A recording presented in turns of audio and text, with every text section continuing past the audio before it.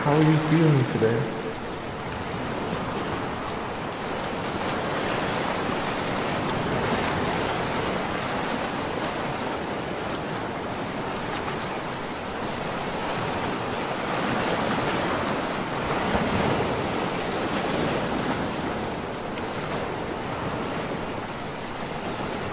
Do you feel fulfilled in life?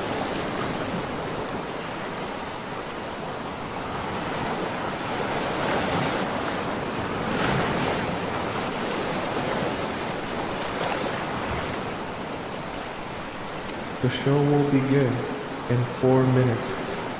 Are you ready?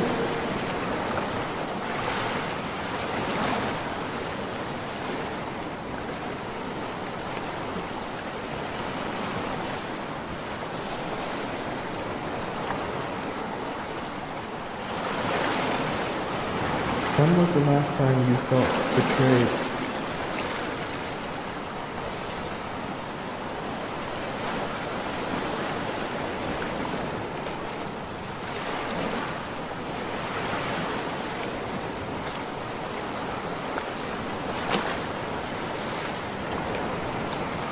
When was the last time you felt loved?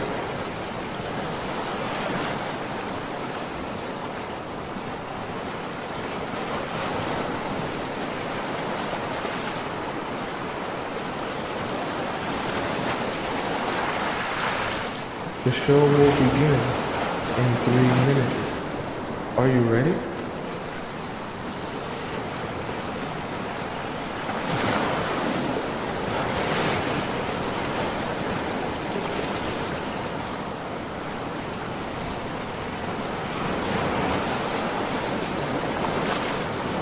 What did it feel like to be in love?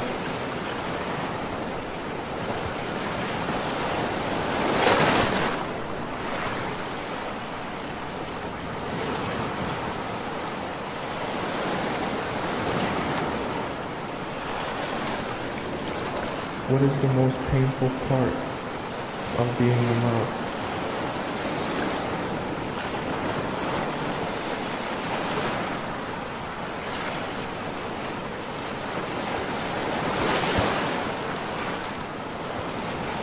The show will begin in 2 minutes. Are you ready?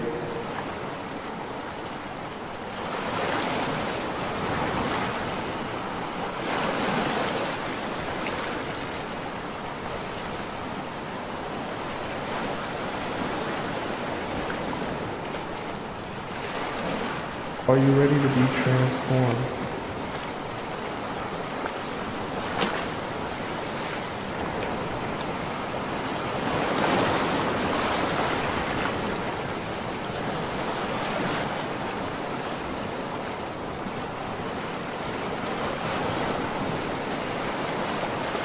Are you ready to make a change?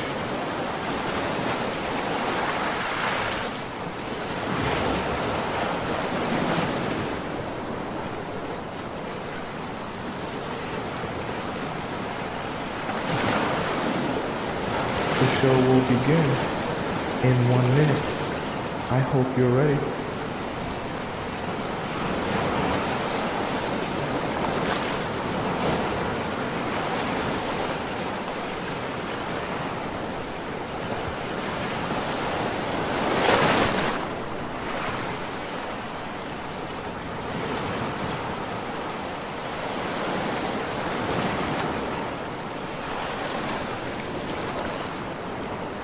The show will begin in exactly 30 seconds. Get ready.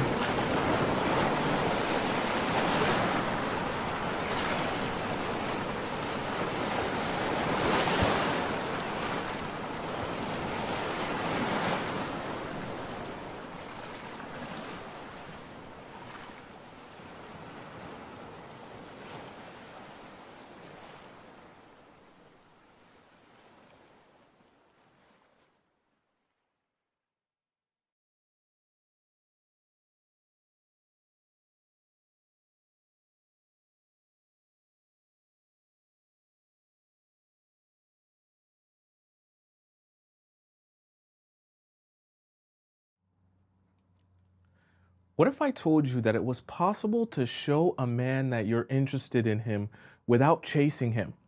And what if I also told you that this method will never require you to ask him out or ask him for his number?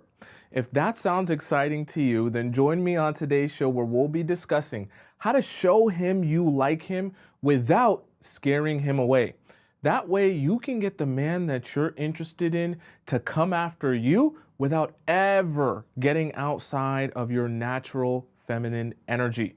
Welcome to the Players Club. If you're paying attention to me and everyone else in the live stream, please say here present so that I know you're here present and actively participating. How are all of you doing today on Monday? It's good to see all my students. All right, we gonna get this party started. Who we got up in here? We got Gabriella, we got Valerie, we got Lena Leak here. We got Gold here, Adorable is here, Amazing is here, Gabby is here, okay, Honey is here. And of course, we got our three moderators, Scotty, Charisse, and SH here. Thank you so much to the three of you. Who we got up in the YouTube chat? We got Mary Kim here, we got Irina here, Melita is here, we got Ivy, one of our amazing channel members is here. We got India is here, Brown is here, okay. Another Ali, Callie, Candy, Jazz. We got Nicole, one of our amazing channel members. I want to make sure I shout out our channel members. Henya as well is here. Welcome, welcome all you beautiful people. And of course, we got the amazing and awesome Missy America here holding down our YouTube chat. All right, chat, let's get this party on the road, okay? How to show him you like him without scaring him away. We don't want you to scare the men away, but we also don't want you ever in a position. Oh, by the way, chat, how was your weekend? You got to tell me what you did on the weekend here. You guys know I be reviewing the chat. I want to see what you guys are up to and things like that. Did you get into hopefully no trouble? All right. If you went on some dates, hopefully they went good. Okay. All right. Let's start off with number one. Okay. Very important right from the start here. Now, this is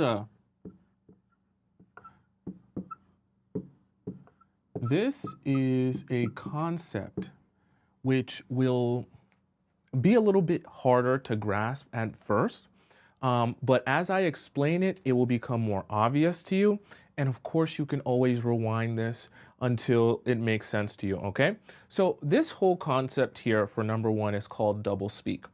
Now, I'm going to kind of write down a little bit of this description here in a visual, and we're going to explain it so that it makes sense to all of you, okay? So, right? So we're going to start off here with a statement. And I want us to think about what statements mean versus what statements alongside body language means. Because the context of our communications as human beings is never just the words that we say. It's also the words that we say in context to our tone, our body language, our facial expressions. All of that bleeds into what we actually mean, what we're trying to say. So the reason I call this double speak is because whenever you're communicating with someone in person, you're always having multiple forms of communication, the words you speak and everything else that's going on with your body language, your face, and all of the other expressions. So we have here an expression, I'm okay, right? And so if someone says to you, I'm okay, in just the words, right? Nothing else, no other context, you would make the assumption that someone who says, I'm okay, feels very similar to this, right? I'm okay, right? However, I'm okay, those same words, when you add body language. So let's say in this sense, right? Someone is shrugging, their shoulders are down, right? They're looking away. Their eyes are very gloomy. Their eyes are red even, and they're looking at you. And when you ask them, how are you doing? They say, I'm okay. Very, very different. So when we add body, when we add face, right? And when we add, we'll say tone, in this scenario here, I'm okay actually conveys I'm very sad. Okay. So the reason that I call it double speak is because this happens in all of our different forms of communication. We're always communicating to each other on multiple levels. And so there's the initial level, right? The top level, which is what words am I saying? And then there's the bottom level, which is what am I actually trying to express underneath the words that I'm saying? And as human beings, we've learned to take in this context in combination with this context to really put a picture together of what message someone is actually trying to convey to us. Okay, so now what does this have to do with you and your relationships and showing guys that you like them? Now, this becomes very interesting because when you master this, you understand that flirting with men that you like and are interested in is not about coming up to them and saying, hey, I think you're really sexy. I think you're the best dressed guy here. I think that you have really big muscles and you're a man that could probably protect and provide for me. I would love for you to ask me out on a date. Okay, that's not going to work. It's not going to be flirtatious and it's going to feel very unnatural to the guy because you're putting him in a position where you're chasing after him, you're leaning forward and you're the one approaching him. We don't want that. We want you to stay in your feminine energy.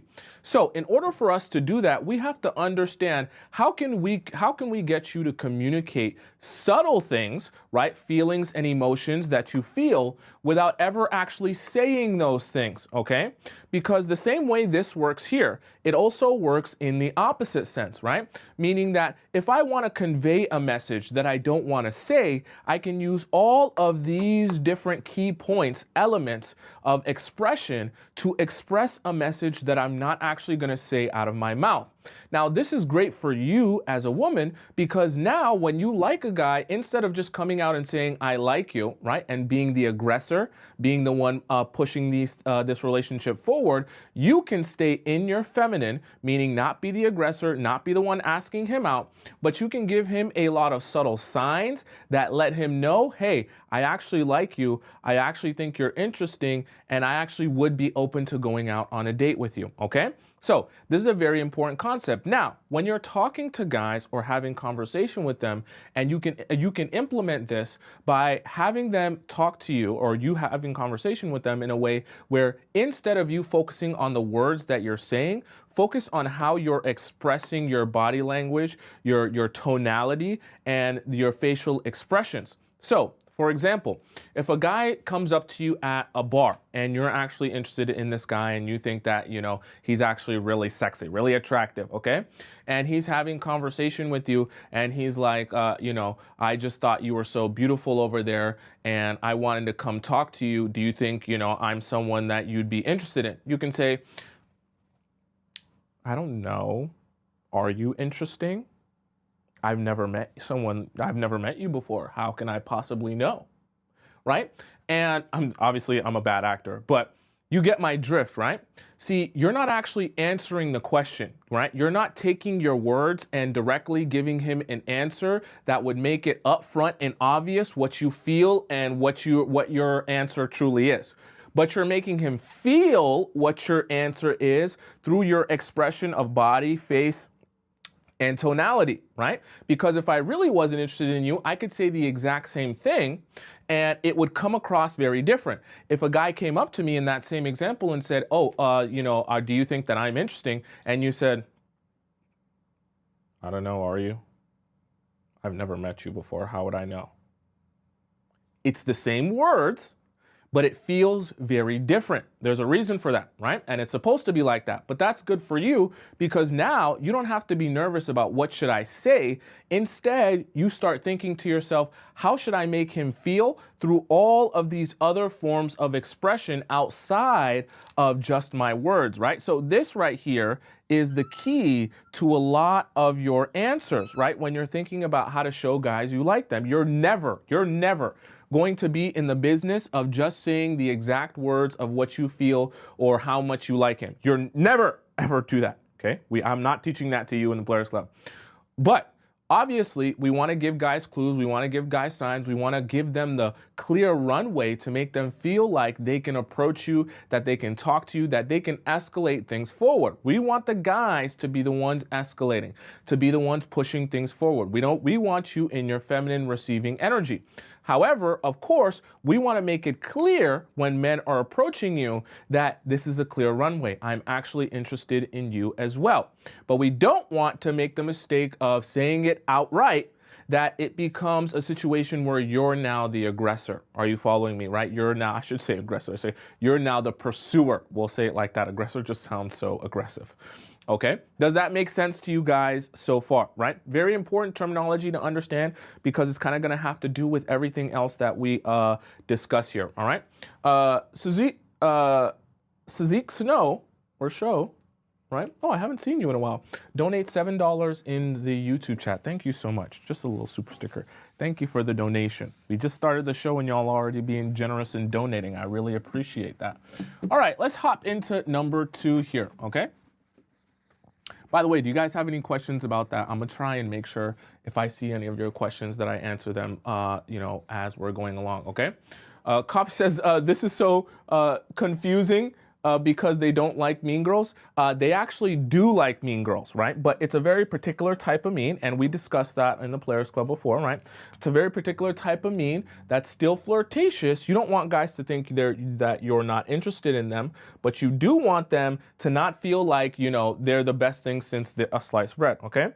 Let's hop right into number 2, okay?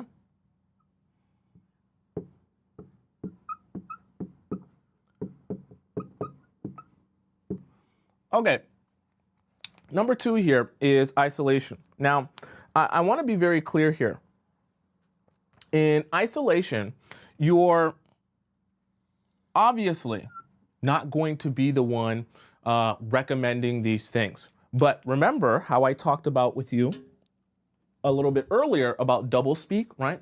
And about giving men runway and planting those seeds that allow him to take a step forward, because we want your man, the guy that you like, to take a step forward. We don't want you doing that, but we want to make it easy for him to do that, okay? So sometimes you got to kind of lay it out so easily and so, perfectly for him that he can take that step forward, all right? So in isolation, I'm going to explain to you a visual and then we're going to kind of discuss, right? So let's imagine scenario number 1 here, where you're here, and the guy you're talking to is here. That's a little close. And around you all, the both of you, there are all these other people, right? Now, in this scenario here, there's nothing particularly wrong with having a conversation with someone and other people are around, whether you're at the club, whether you're at the bar, whether you're at wherever you're at. There are obviously people going to be around, right? Okay, even a coffee shop, right? But here's the thing. Isolation can be a great way, having an isolation conversation, I should say specifically, can be a great way to show a guy, hey, I'm actually interested in you, that I don't necessarily just want us to have this conversation here, in this setting where we're around a bunch of people, but I would also be open to having this conversation with you away from the crowd of people where we can kind of hear each other, get to know each other a little bit better, and have a little bit more of a in-depth discussion, okay? Right? Because a conversation like this, while you can connect, will never be as intimate as having a conversation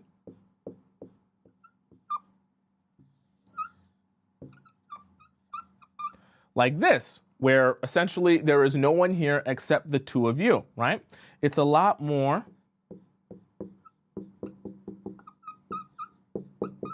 intimate of a setting, right? Where you guys can set the ambiance and be totally focused on each other.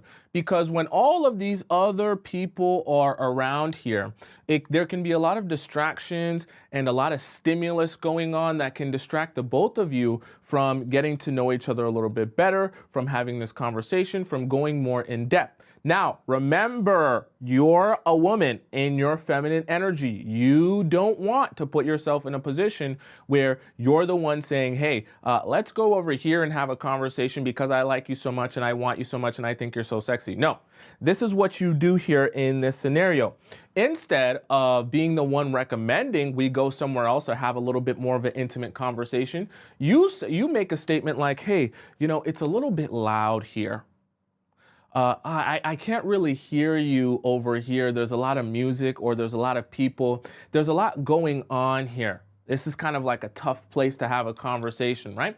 And this is where your communication comes into play, where you don't want to make it seem like I don't want to talk to you, but you do want to make it seem like, no, like I really want to talk to you, but I can't, like, it's like really hard to hear you. Like, I'm really interested in this conversation, but I can't really, there's loud music and stuff like that. This music's really loud, right? And this is where you leave it to men, once you state it, to take the control and say, oh yeah, the music is really loud. You want to go outside and have a conversation? Perfect. Okay? Right? Perfect. And the reason that this is good, because some of you are probably thinking, well, how does me recommending isolation in the conversation mean that I'm showing him that I'm interested? Remember, everything that you're doing is meant to be subtle. Meaning never, never are you overtly coming out and telling him, hey, I like you, I want to get to know you, and I want to date you. You're never doing that. You're always giving him hints that I would only be doing these things if I was interested in you or interested in our conversation. And this isn't a perfect example of that. You would never be open to going and having a conversation. If let's just say you're at an event, okay? And this event's going on inside and people are having fun, they're having drinks and having food and things like that. You would never take yourself out of the event and go have a conversation with him outside of the event just one-on-one if you didn't find him interesting. It just doesn't make logical sense, right? You would never remove yourself or isolate yourself, even if it's isolating yourself at the party or at the event where you're going in a particular corner or upstairs where the music isn't blaring, to have a conversation with him, right? You would never be doing that if you weren't actually interested in him. So this is another kind of example of you feeding him through your body language, your tone, your facial expression, you feeding him, and your energy overall, feeding him examples of how, yes, I'm interested in you and I like you and I like where this is going. However, I'm not going to just come out and say, I think you're the most sexy man in this whole party and I'm talking to you because of how much I want you. You're never going to do that. But you're going to make him feel that through the way that you maneuver and weave this conversation, okay? So this is something, obviously, it takes some practice. You're going to have to kind of weave this into, the conversation, weave it in naturally as you have more conversations with people, okay? This will become easier for you, right? This is not something that you just grasp on the first try, especially if you're not someone that's used to being able to have one-on-one conversation with people, or that makes you nervous, okay? I seen someone ask, says, well, what about long distance relationship, right? That's the thing.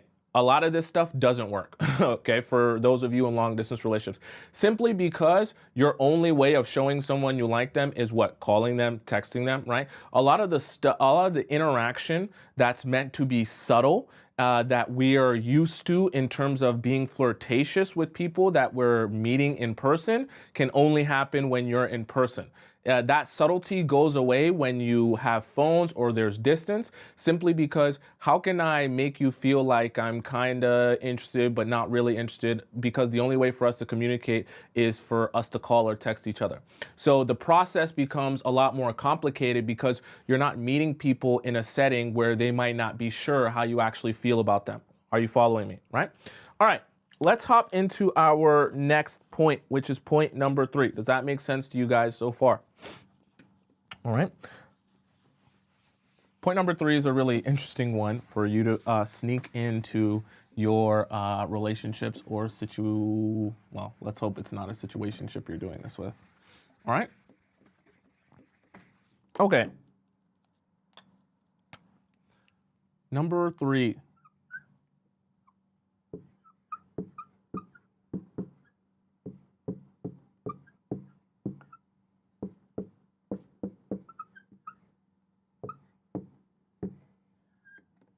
I need to get a darker marker. Okay, point number 3 here. You're going to do something very, very sneaky. See, remember, I told you, you're never in the business of making things obvious. Now, you can make things so obvious that men only have to do very little work to put two and two together. And by the time they put two and two together, it's obvious that, you must be interested.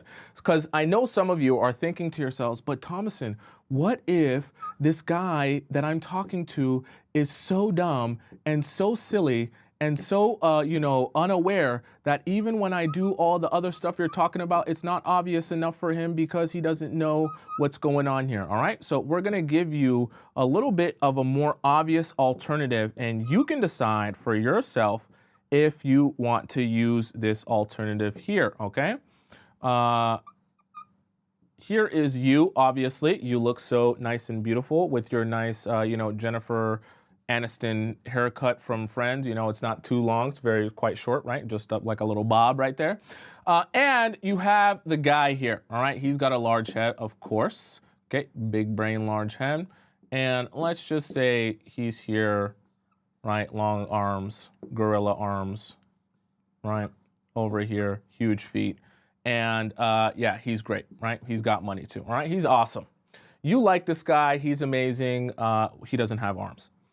Now, let's just say some of his qualities here, he's like me, okay? So he's 6'3", like me. Let's say he's strong, right? Let's say he's funny. And let's just say he, for whatever sake, is creative. Right? Let's say he plays the piano or something. Now, what you're going to do is you're going to do something very interesting. As you're having conversation with him and you're going back and forth with him, okay? So you guys were like, where's his mouth? I drew his mouth for you. As you're having conversation with him, this is something very interesting that I want you to do and weave in while you're having this conversation with him, okay? Now, this is going to sound weird, but what I actually want you to do is I want you to weave in conversation how your type of guys, right? When you're just talking about, the type of guys you've dated, I'm sure if he's interested in you, you guys are going to stumble across the conversation of guys you've either dated, been seeing, or whether each of you are single or not, right? Of course, if you guys find each other interesting, that's going to be a topic at some point in the conversation. So what I want you to do is I actually want you to describe your type of guy, or the type of guys you find the most interesting. This is if you want to show him you like him, right?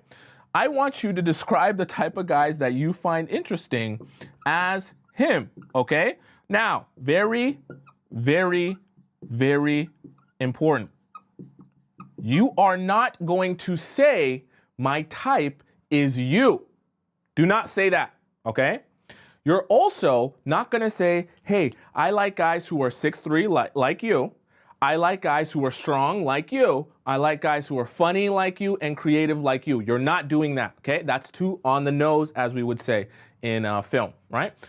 What you want to do is you want to make sure that you describe the general sense, right, and some of the general characteristics of the type of guys that you're interested in, and make yourself oblivious to the fact that everything he's either described to you or everything that you see from him is exactly what you just described. You leave it there, okay? Because the men that at least have somewhat emotional intelligence will be able to put two and two together and say, you like guys who are tall, me tall. You like guys who are strong, me strong. You like guys who are funny, I tell jokes. And guys who are creative, I write. I feel like she just described me. And this process will be going on in their mind, okay? Now, it doesn't take that much work depending on their level of emotional intelligence, right? It'll either be easy to grasp right away or they might take some time to grasp it. But my point being is this is a nice well, it's a little bit more obvious than the other ones, a little bit more obvious, but still subtle enough where you're not the pursuer, okay? You like guys that are 6'3", strong, funny, and creative. And it just so happens that he is that. Okay? Now, you didn't know that. You didn't realize that. You never even thought of that. it didn't even occur to you. All you did was simply answer the question or talk about your type. It just so happened that your type happened to be standing in front of you and you're having a conversation with him. Oh, who would have known? Okay. And here's a little pro tip. Even if he addresses the fact that, hey, I feel like you just described me. I'm 6'3". I'm strong. I'm funny. I'm creative. You're literally like, so your type is me then. You say, no, probably not. Right? Because now he's like, wait, 6'3". Yeah. Funny. Yeah. Strong. It's not, but it has to be me. It's me. You just described me. I don't know. I don't really know you that well, so I don't know if maybe it's you, but maybe it's not, right? I don't know you well enough to know if it's for sure you. And you kind of play with his mind there a little bit, right? And I know you're thinking, well, why would I want to confuse him, Tomisin? Why wouldn't I just tell him that, yeah, my type is you? Because that's not what you want to do if you're trying to stay in your feminine energy. Remember, we want him taking a step forward. So in that case, in this scenario, confusion is actually good, because confusion, especially if he's interested in you, will make him lean in a little more to start listening and trying to understand you a little bit more and trying to understand what you're saying a little bit more. That's actually what flirting is, right? They call it push and pull, because when you pull back, it allows the guys that you're interested in to push forward a little bit, lean in a little bit, and actually try and listen and be focused in on this conversation to try to decode and decipher everything that's going on, right? Remember, we talked about at the beginning of the show how there's double speak in everything that we say and everything that we do. It's not just the words we say, it's also our body language. So the more things you give men to decode while you're in conversation with them, the more they have to lean forward and be in tune with everything that's going on in order to decipher what is actually being said and what is actually being communicated, okay? And that process of men having to lean in and listen more or focus more in on you in this conversation is actually what people deem as someone being more interesting, more magnetic, right? Or more just fascinating. Because it seems like in my mind, I have to do so much mental gymnastics to figure this person out. It's not on the nose. It's not so obvious to me, right? It's the same reason why the people who, for you, that just come up to you and tell you how much they love you, how amazing you are, and how much they want to be with you, those are the most boring and uninteresting people to you, okay? Because you spend no time working on any mental gymnastics to try to decode them or understand them. You know exactly how they feel. You know exactly how they want. Now, obviously, that there's comfort in knowing exactly how someone feels and what they want, but comfort, right? Feeling comfort in someone being so brutally honest and upfront with you is different from feeling attraction towards them, right? You might like guys that are brutally honest with you and tell you exactly how they feel about you because it makes it easy for you to understand them, but you're more than likely going to be less attracted to those men because they're so easy to understand, right? And it's very similar for the men as well, okay? Does that make sense to all of you beautiful, beautiful souls so far? Do you guys have any questions about what we have discussed so far, right? Someone said, when would be the right time? Okay, so this is something that you weave into conversation as things are flowing along, right? So this isn't something that you just say, as soon as he comes up to you, you guys start having a conversation, you just say, my type is exactly, okay, no, you're not doing that, right? This is something that happens over the course of conversation. You let things flow. A conversation, obviously, if he's coming up to you and having a conversation with you and he's interested in you, he's gonna kind of address, are you single or not, right? Because he doesn't want to spend his time talking to someone who's in a relationship. And then once you guys get on that conversation, that topic of who you've dated or your past experiences or whether you're single or not and things like that, then you can start talking about your type, the typical guys you date, or why it hasn't worked out, or whatever the case may be, right? When you get good, once again, you'll get good at weaving this into conversation, right? It's a little bit like an art.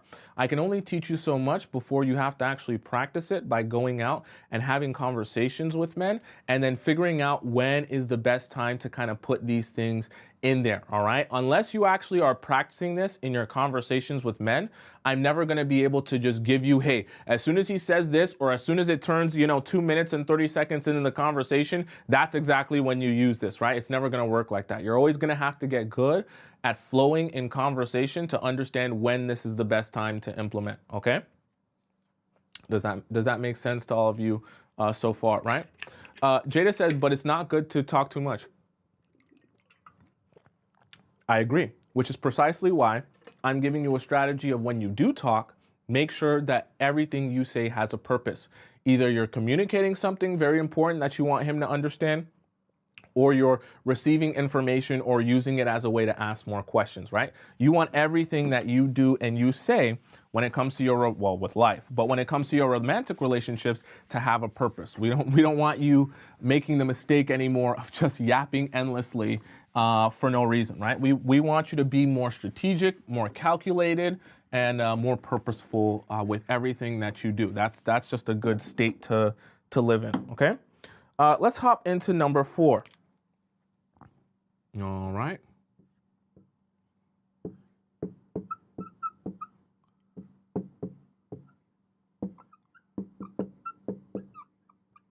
Okay. Number 4 is to close the distance. Now, this is very interesting. You're going to want to close the distance at some point in order to kind of communicate to him that you're interested in him. And let's draw out a little bit of a visual so that you can kind of understand this here. So we'll split this in 2, and we'll have you here, and we'll have, let's say, the man here, okay? Now, when there's a lot of distance between you guys while having conversation, this can feel very platonic. Now, without getting too deep into psychology here, what naturally happens in our brains and with us as human beings is we actually, a lot of times, will physically represent how someone feels, our relationship with someone, physically, outwardly, we'll represent that from our mental state. So let me rephrase that. How we feel emotionally will be represented in the level of either physical closeness or farness that we have with another human being. So I say that to say, when you're with a guy and there is a lot of space in between you guys and you guys are having conversation, this can feel very platonic. And so if a guy comes up to you and he's interested in you and you find him interesting as well, and you have too much space in between you two, he will actually start to make the assumption that you're uninterested in him, right? That you don't want him. Why? Because this physical representation is meant to be an emotional representation of how you feel about him, right? So he's going to assume this is a platonic level of distance, which means you just want to be friends. Because if the distance between us while having conversation is very far, then that means emotionally within you, internally, you feel like you're not that, romantically attached or interested in me, okay? Now, vice versa,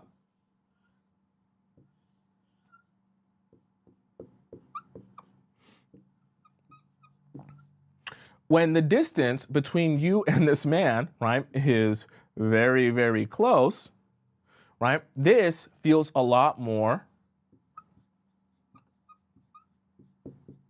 romantic.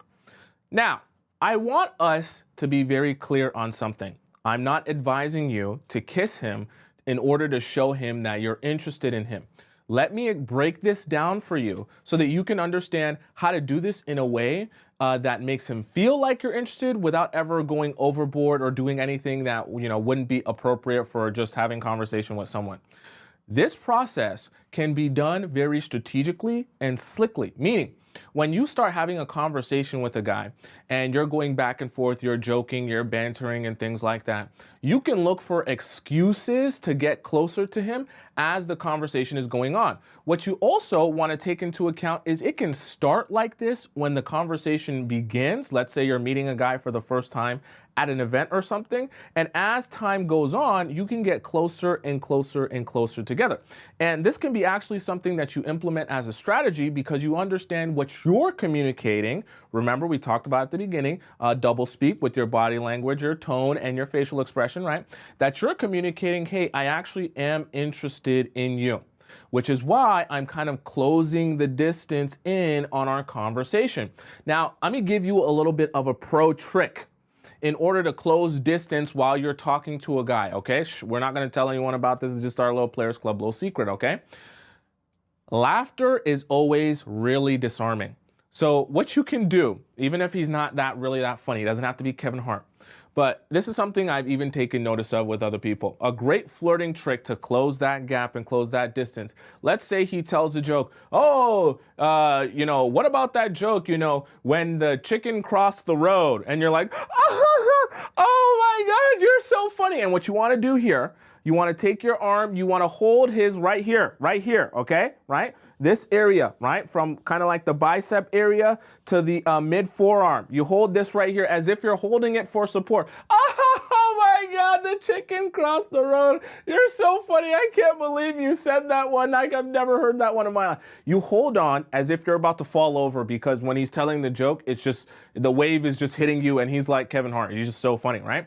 And this is a great way to close that distance and also do what we describe as, this is kind of like a psychological term, breaking the touch barrier. Because when you first meet someone and have conversation with them, obviously you're not going to be touching strangers. But obviously also, as you feel more close to someone, you don't just want to dive in head first into breaking the touch barrier in a way that's a little bit too obvious or makes one or the other person feel uncomfortable, right? So laughter is a great way to diffuse a situation and make it very harmless, where it's like, oh, I'm just touching you in the midst of me laughing that we're not even noticing, right? And you can continue to do that on an ongoing basis. Now, you don't have to be laughing like the Joker, okay? But these are the type of pro tips that you can use as the conversation is going on to bring that closeness a little bit more, right? And to continuously break that touch barrier. The other kind of pro tip, and like I just said, would be to break the touch barrier on an ongoing basis. So at the beginning, when you guys are starting off more platonic, because he's coming up to you, just having conversations a little bit, more chill and relaxed, as you're, either gaining feelings for him, or if this is just a guy you want to communicate, hey, I'm interested in you, you want to start to up that frequency of the amount of times you break that touch barrier. So even if you're telling him a story, right? As you're telling the story and you're describing, what you went through, and you're describing, oh yeah, me and my friend, we literally went to that restaurant. What was it? And you hit him on his chest. What was it, that restaurant? Oh, it's like on, it's on King Street. I can't remember the name of that one. Do you know the name of that? And see, you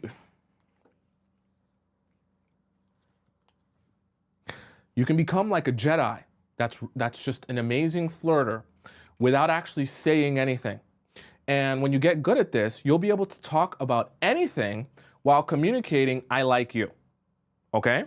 I know it sounds, for those of you who haven't done this before or are unfamiliar with this, what I just did sounds really, really like, what did I just do, right? It doesn't make any sense. But I promise you, as you implement some of these things, you practice it, you get better at it, it'll become more obvious to you when it's happening, and it'll also become easier for you to do and implement in your everyday life, okay? Right? You know how they say about some people, oh, that person's a flirt, right? She's a flirt, he's a flirt.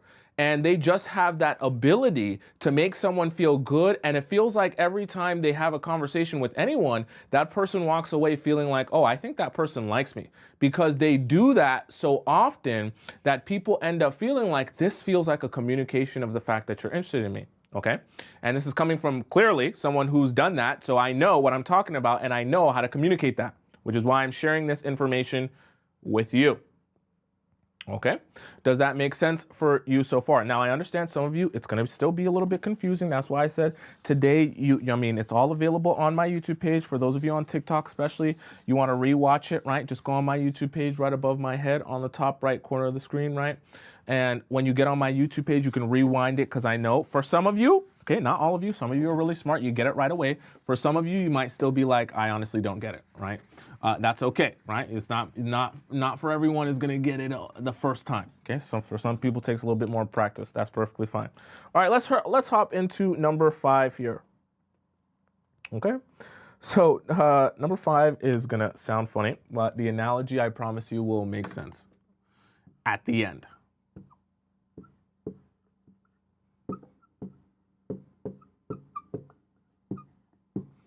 Okay. Now, I wrote down car salesman not because you're going to be a car salesman. We never want you to be a car salesman, okay? Never, ever in your life. Are you going to car salesman yourself or any type of relationship?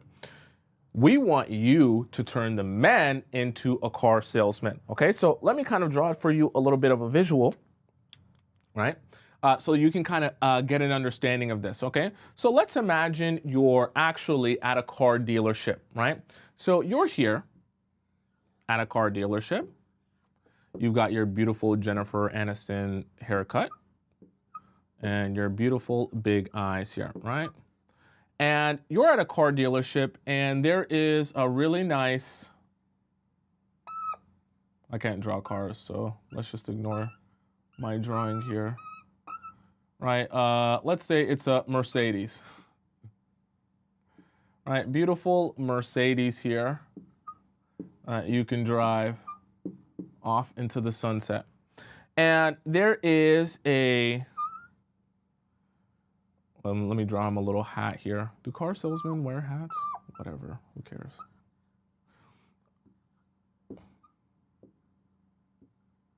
There's a car salesman here, and he's taking notice of the fact that you like this car, okay? So as he sees that you're taking notice of this car that you might want to buy, he sees that you're really, really interested in this car, right? You've got a huge smile on your face. All 32 teeth are showing. This is the exact model of the Benz that you've been wanting. Okay, someone said a G-Wagon. Let's just say it's a G-Wagon, okay?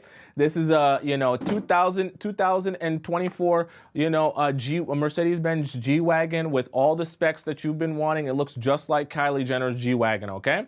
And you come to the dealership and you really want that car.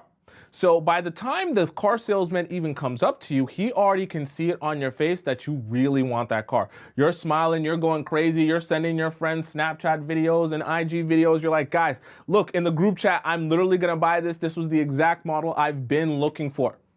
So you wanna know what that car salesman does when he sees you like this, right? Super hyped up and super excited to get that G-Wagon. He says, perfect. I've got a taker on my hands, right? And if, let's say you walk into that store with a Chanel purse too. He's like, oh, she's got a Chanel purse. She's got these beautiful diamond earrings. Oh, she looks like $1 million. She's got money. She might even have cash to pay for this car. So you want to know what the car salesman does when he comes up to you and he finally has a conversation with you, right?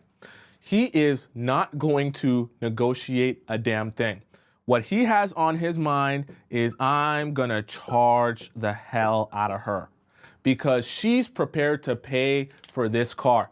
She looks the part, she's excited for the car, and it looks like she knows that's the one she wants. She's already fallen in love with this car.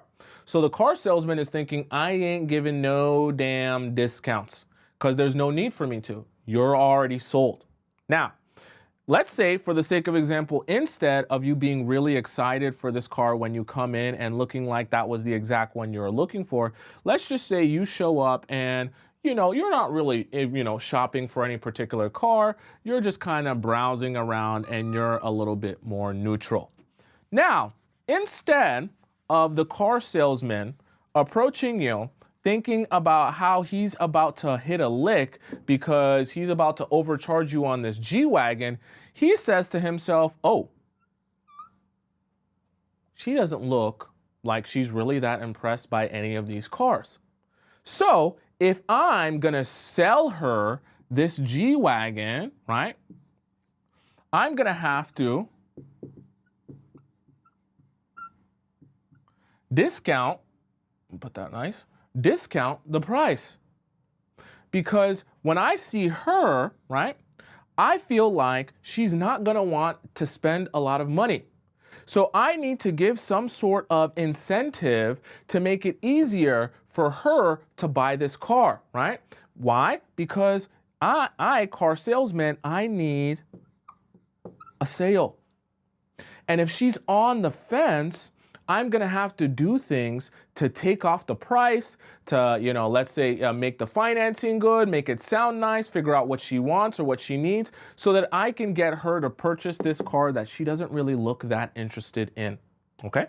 So now, some of you are wondering, Okay, how does any of this, connect to my ability to flirt or show guys that I like them or that I'm interested in them? See, in this scenario here, you're you, but the guy in your life that you want to show that you like him is the car salesman. Why? Because he is trying to get something from you, right? He's not trying to get you a car, right? Instead, right, think of the car as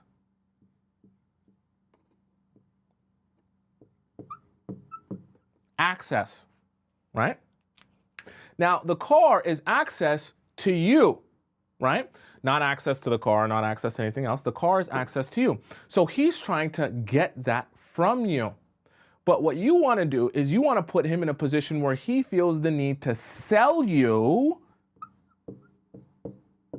on the idea that you should give him access to you, right? You want him to become a car salesman.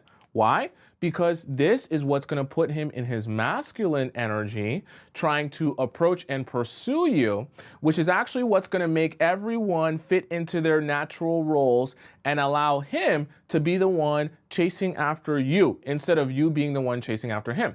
So you're probably thinking, well, okay, that's fine that it puts him in his masculine energy, but then how does that actually show him? How can I actually show him that I like him through that though? Here's the thing. So what you're going to do when you're having conversation with him, okay, is you're always going to respond to any sort of offering he gives you of, hey, maybe we should go out somewhere. Maybe we should, me and your friends and my friends should all go to a different bar after this. Maybe we should attend a party tomorrow. Hey, I've got an event tomorrow. Do you want to come to it? Anytime he asks or implies getting more access to you, asking for your phone number, anything like that. What you want to do is with double speak, like we talked about at the beginning of the show, you want to implement double speak and use and give him an answer that is, I'm not really sure. I don't know. Like I have lots to do and my friends are here and I just don't think, I don't know if I'll be able to come, right? But you want to remember, you're using double speak, meaning you're using your tone, your body language, and your facial expressions to show him, I'm not saying I don't know or I'm not sure because I'm not interested in you. I'm saying I don't know, I'm not sure because I am interested in you. I just want you to sell me, okay? This is part of the back and forth game that is flirting when you're doing it really well and doing it really subtly, right? You don't want people to know how much you like them, right? And remember, you're the woman. So you still, even when you like a guy, want him to be the one doing the pursuing. So what you do is you give him runway to understand this is an opportunity for you to pursue. I like you, so I'm here to give you this opportunity. However, you're going to have to sell me on the idea that you deserve this opportunity. So show me what you're prepared to do for this opportunity. I know it sounds very foolish and very,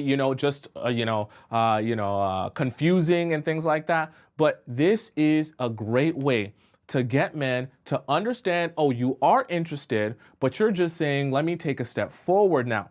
Because similarly in our analogy here, right, when the car salesman sees that you're on the fence about the car, he immediately starts thinking of what can I offer you as an incentive for you to buy the car, right? Because he wants you to get the car, right? The same way the guys that you're in a relationship with, or not relationship, that you're talking to that have interest in you as well, right? They want access to you. And if you want to show him that you're interested in him as well, you have to play that cat and mouse game to give him runway and then see what he does with that, okay? Now, obviously, as you know, with any sort of flirting and anything that you're going to do when it comes to showing guys interest, there will be some guys that you attempt all 5 of these things on, even if you become a pro, and some guys won't take the bait. What you have to understand and let go of is realize that when you do this, the people who are interested in you will give you that energy back. But sometimes when you do this, the people that you're interested in or the guy that you're interested in this case, will not reciprocate that energy. Now it becomes your task as you're flirting with him and as you guys are going back and forth to figure out, hey, is this working? Are you taking a step forward? Or is this progressing? Or are you not really on my same wavelength there? You know, we have a totally different energy here. Are you following me, right? So you're going to be feeling that out. And even when you do show your interest to a guy, sometimes he's not going to show that same level of interest back. However, what's perfect about everything that I talked to you guys about in all these 5 points is that when you do it this way, it's not overt and you're not the one putting yourself out there, right? Obviously, you're doing a little bit of subtle flirting, but it's not so overt or obvious that it's like you're the one getting rejected, right? It's still just a friendly conversation or just a friendly back and forth. And if it doesn't work out or you're not feeling that energy, you would just withdraw yourself instead of saying, oh, I feel like you're not on the same wavelength as me. Do you want to go out with me, right? That's not what you want to do, okay? 99% of the time, when you get good at this, I shouldn't even say 99, 100% of the time, when you're really good at this, when you're doing all of these things, by the time you start doing them, you'll already feel the energy from the other person if he's also interested in you or if he's not, okay? It will become very obvious to you when you get good at this, okay? If you're still in the beginning stages, this will be a little bit harder, right? Does that make sense? Kubi says, I get it when powers of flirting and seduction don't work. Show him your true form. Drag him to your lair and eat him. That's pretty funny, okay? That's funny, right? We don't want you to be too upfront with men because we want you to give the men that you're in a relationship with an opportunity to take a step forward. The problem is if you have to take too much of a step forward, you're going to be the one in your masculine energy, okay? Right? I seen someone ask, what if, a guy has autism and he doesn't understand social cues? Well, here's the thing. This is where you have a choice to make.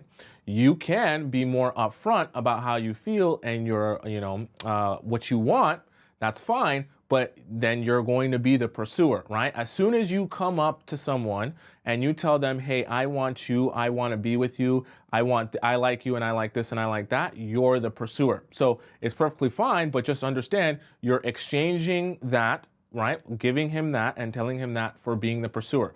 So whether it's because, of autism or whether it's just because he's a little bit emotionally stunted in general, the moment you decide that you're going to be the one taking a step forward and telling him, exactly how you feel and exactly what you want, you're going to be the pursuer. So then you're going to kind of have to work with everything that comes from that at that point. All right. Because there's going to be a lot that comes with that. Right. Malia says, will starting to show disinterest work? Yes, but you want to show disinterest in a way that doesn't feel like I'm actually super uninterested in you and I actually don't want to speak to you, right? Being mean, right, is about a lot of things, but it very importantly is about being mean in a way that doesn't feel to men like you don't want them, right? You just want to make them feel like, oh, I have to work harder and you're not easily impressed. However, you wouldn't continue having this conversation with me or going back and forth with me if you actually didn't want me at all, right? And the men who are emotionally intelligent, or at least a little bit emotionally intelligent, will pick up on this, understand what you're putting down, and they'll say, oh, this is my cue to take a step forward, all right? There's a dance with human beings and interaction and flirtation and romance, right? It's a dance. So you never want to be in the business of thinking, oh, well, Tomisin, this is too much work. I just want to be upfront with everyone. I want everyone to be upfront with me. I want them to tell me exactly how they feel, and I want to say exactly how I feel. I don't want to do any of this work. That's too much, okay? They're saying, you're talking about class and says, I already have enough on my plate. I'm not doing any of this. That's fine. But you will struggle to get men to, crawl on glass for you like some of these other women do, right? The women in the world that have the men crawling on glass, they want to sniff their butthole, they worship them.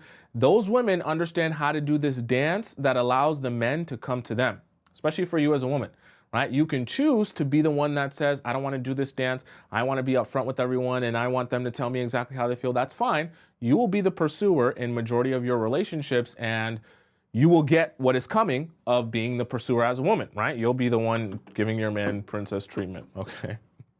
Does that make sense? Someone said sniff what? Sniff your butt. That's what I said. You thought I misspoke? No. I said sniff your butt.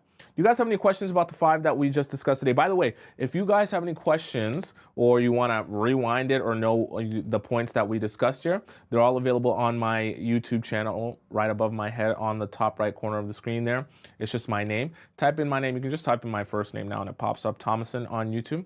And then you'll be able to see the live stream as it's happening there, because I'm live on YouTube at the same time as I'm live here. Does that make sense? Okay. Null says this feels like playing a game of manipulation. Thoughts? It is, right? It's, well, I would say this isn't necessarily manipulation, but what you're doing is you're understanding psychology. Psychology in the sense that no man, as tough as this is to kind of swallow, of a pill this is to swallow, no man is going to be interested in you, more interested in you, when you come up to him and say, hey, I think you're really attractive and I want to be in a relationship with you. It's just not, it's not going to turn the men on. It's not going to stimulate them mentally, and they're not going to pursue you because you're upfront with them. They might say, cool, thank you for letting me know. Thank you for that information. And if I want to use you and take advantage of you, I'll do that. But a lot of times the men are never going to respond the way that you want them to respond when you're just upfront with your feelings, right? There's a dance to it. And unfortunately, because you're the woman and you're in your feminine energy, your dance can't be being so upfront that you tell him exactly how he feels, because the men are meant to be pursuing you. Now, the men are, you know, they're in a little bit of a different position, so maybe they can be a little bit more upfront, right? Depending on their vibe. But also for you as well, if they understand seduction, it's not going to be as exciting for you as well if you feel like the guy is just totally head over heels in love with you, interested in you, and, you know, he can't stop thinking of you. Yeah, it's comfortable and it feels good to stroke your ego, but it's also not going to be very exciting for you as well, right? So there's a dance on both sides, and you want to allow room for that dance.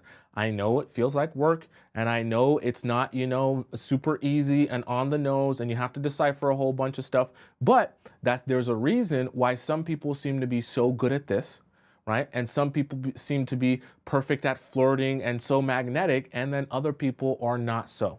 Not saying that you can't become that, because you can become that, but there is strategy behind that, right? There is a skill set to be developed, right? It is like muscle memory. It's like going to the gym.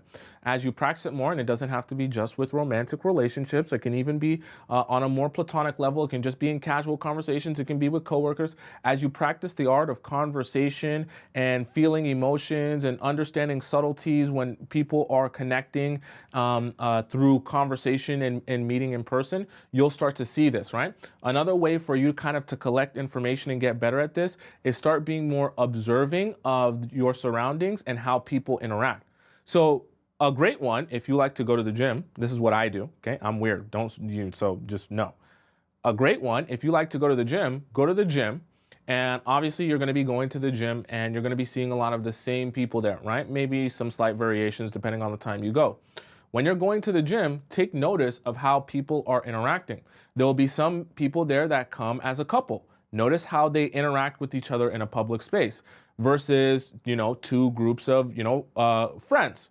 Whether it be a guy and a girl that are just friends, or a girl and a girl that are just friends, or a guy and a guy that are just friends. And then also, this is a really important one, take notice of how a guy and a girl interact that didn't come to the gym together, but you can sense something is going on between them. Okay? Because a lot of times, all those gym people that go at the same time, they get to know each other, they have conversations. So take notice of how people approach each other, how they interact with each other, how they have conversation with each other, the subtleties in touch, breaking the touch barrier, or getting closer together even though they're not in a relationship. And you'll start to notice more of these things as time goes on. It'll become more obvious to you. Be like, oh, I see that now. I can actually tell what's going on in their mind, even though they're probably talking about, you know, squatting or deadlifting, right? I can actually see it, right? And it becomes like a language that you start to be able to understand more. I know it sounds complicated to some of you, but when you get there, it'll make more sense, all right? Does that make sense? K1 says, I'm too flirty. Everyone thinks I'm in love with them. Then you're probably good at a lot of the stuff that we discussed here. And there's a reason for that. All right. Someone said, can you repeat? It's all available on my YouTube channel, all right? Let's hop into our, let me make sure I acknowledge these, our donations here. Oh, Andrea donated €5 in the YouTube chat. Thank you so much. Let's hop into our next segment of the day chat. We're going to hop into our reacts segment. Spam up your headphone emojis, spam up your camcorder emojis, spam up your baby oil emojis, because we're going to put this on 4K film. It's going to be on 6K film, all right? And we're going to be watching some of our, submitted TikTok videos for me to react to and respond to and us to have conversation about on TikTok. And in the meantime, I'm going to be cleaning up, getting my stuff prepared for our React segment. And we're going to watch a little bit of a portion of a video. This is a very interesting video, actually, today. Today's video comes from, I can't remember her name. I'm going to get her name at the end here. But she's a beautiful, amazing creator on YouTube. And I found this video on my home browse page. And I just thought I'd share it with you guys for intermission, put some light on her. This YouTube creator, she's talking about what she's learned.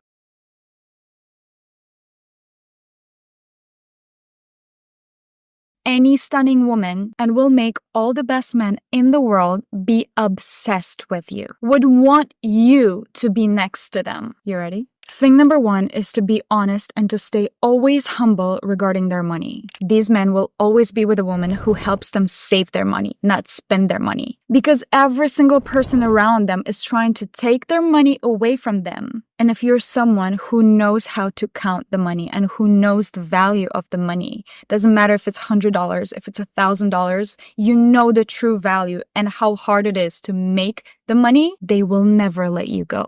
I mean, there's so many women on the internet teaching you that your man has to spoil you. If they have a lot of money, they should invest in you. They have to dress you head to toe. The love is like all these bags, cars, and apartments. I'm not going to be one of these people because the men that I've dated, they don't even mess with that. What I've learned is that men don't owe us anything. They don't have to buy us stuff. They don't have to provide. They don't have to buy us gifts and stuff. They do it because they're in love with us, because of their generosity, because of their nature. But the most important thing is that they don't have to. But when you treat them as a walking wallet and you expect stuff from them, they will treat you like another bitch. The moral of the story is that when they give and you only take, they will stop giving. They are not dumb. These men are the smartest men in the world because look what they've built for themselves. If you show them love and appreciation, no matter the lifestyle, if you show them that you can love them with the money and without the money, they will give you the world, babe. If these wealthy guys find a woman who can see their soul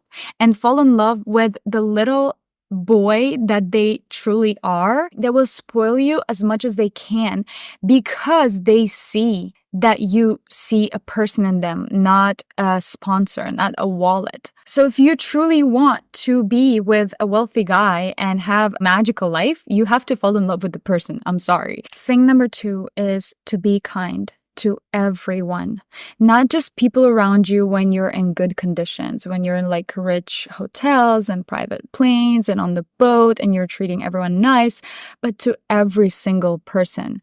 People who work on the gas station, people who serve you at the restaurant, people who clean your rooms, and just people on the streets. If you show your men that you can treat people based on their heart and how they treat you, not based on their social economic status, he will fall in love with you like crazy. Unfortunately, it's so rare to find people who are kind in this world. Being kind is free. It seems like the easiest thing in the world, right? But for some reason, it's not. And it breaks my heart when I'm surrounded by very successful, wealthy people and I attend these parties and expensive dinners and they treat staff and people around them so unkindly. I literally walk away.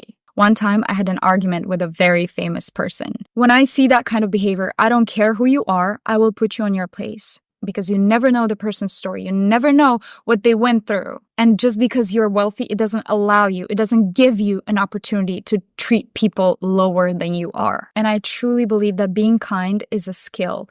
Yes, 1% of the world are born with a kind, big heart because they grew up in a healthy household. But for most of the people, it's a choice, it's a skill. When you wake up and you choose to be kind to people, you choose to be kind to yourself, you choose to surround yourself with kindness. And the hardest part is that it doesn't matter how tough your life becomes, how many lessons you're learning, how many people let you down or made you feel upset. You just don't close your heart. You keep it open because life doesn't happen against you. It happens for you. Being a woman who is down to earth, who is grounded, who is grateful for everything she has, no matter what. Today she's on a private plane and tomorrow she's riding a subway. She's the same person. She doesn't change and she treats people nicely. That's not a woman. That's a diamond. Okay, the third quality, the most important one, is a peace of mind, a calm woman, a woman who can create peace at home. Think about it. All these men, they are so stressed with their work on a daily basis. I remember my exes every single day. Phone calls, Zoom calls, emergencies. Everyone's calling. Everyone's trying to pitch something, propose something, take their money away. Every single day, it's a craziness. And to be able to stay resilient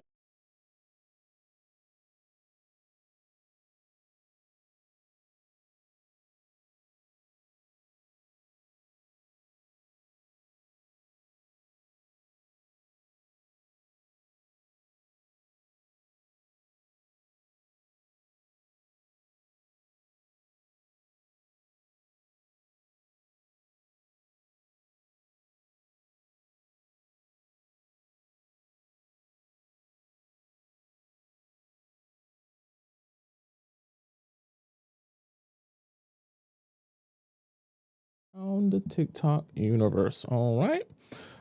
Let's get started with our number one. Okay.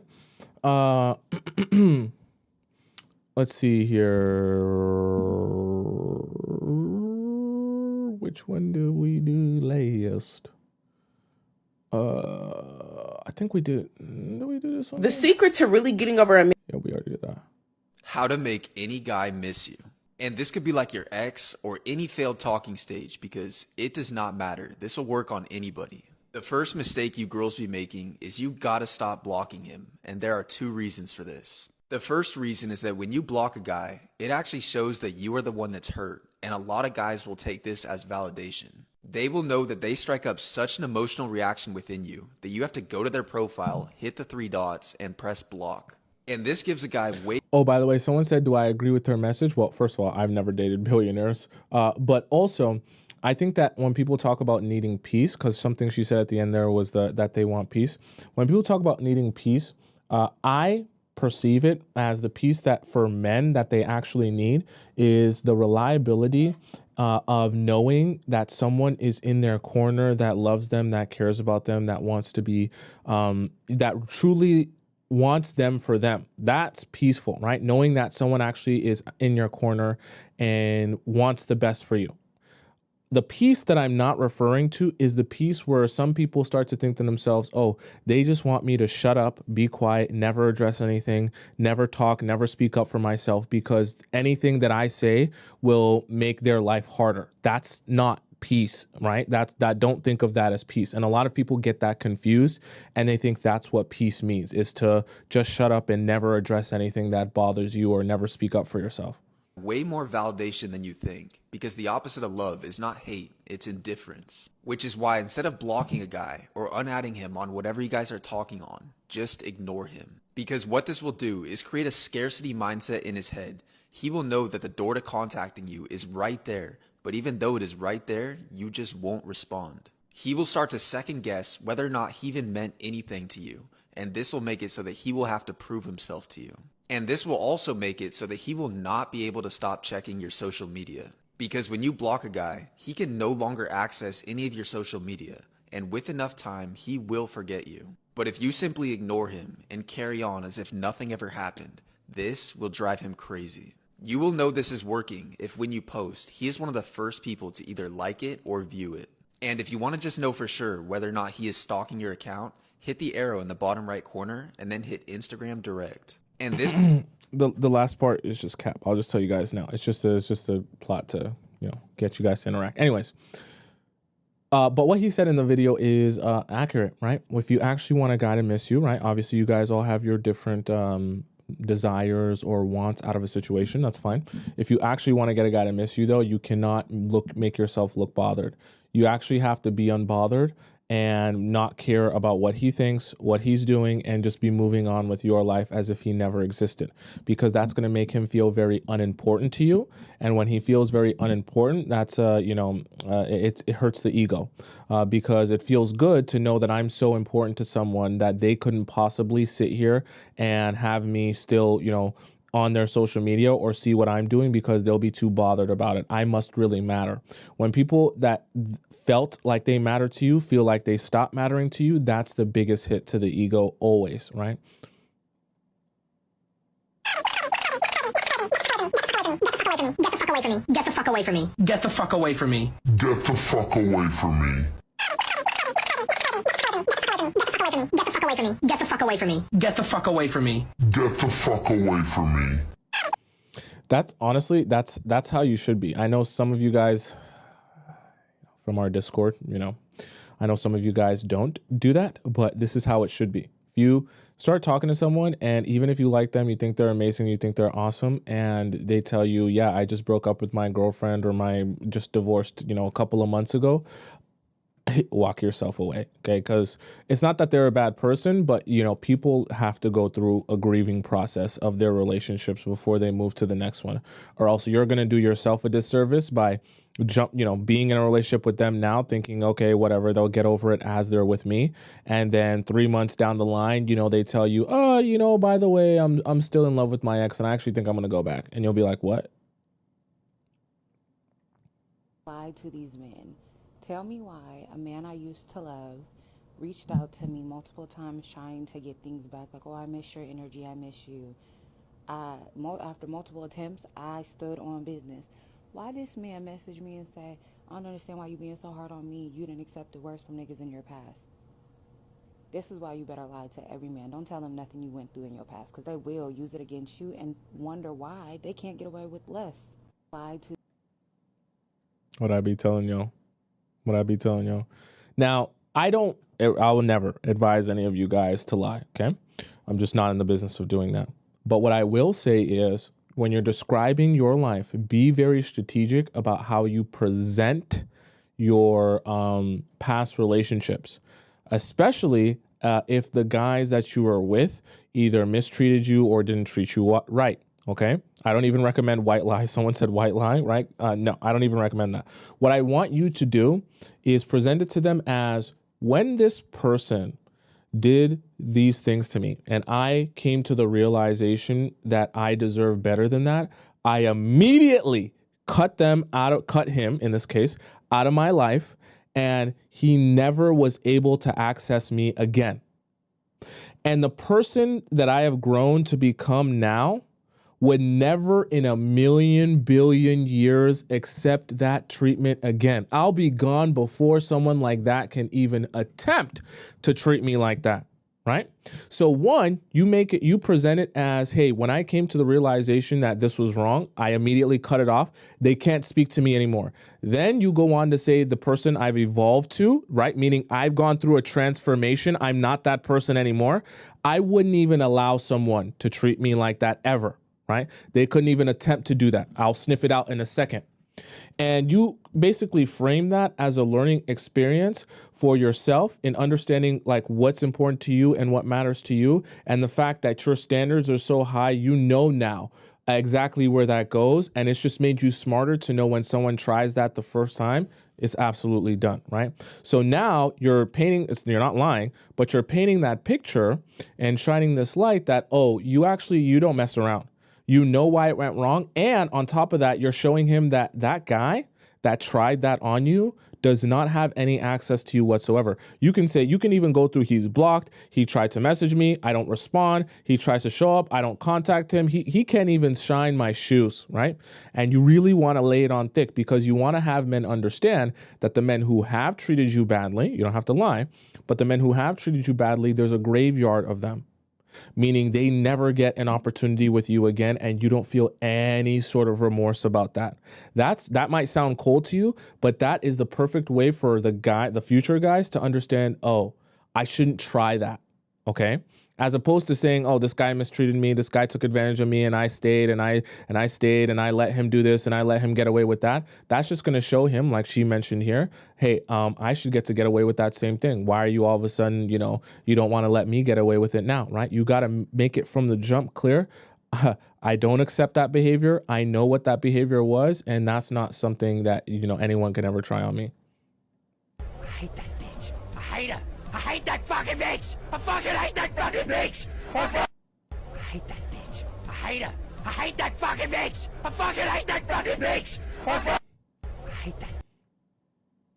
I mean, yeah.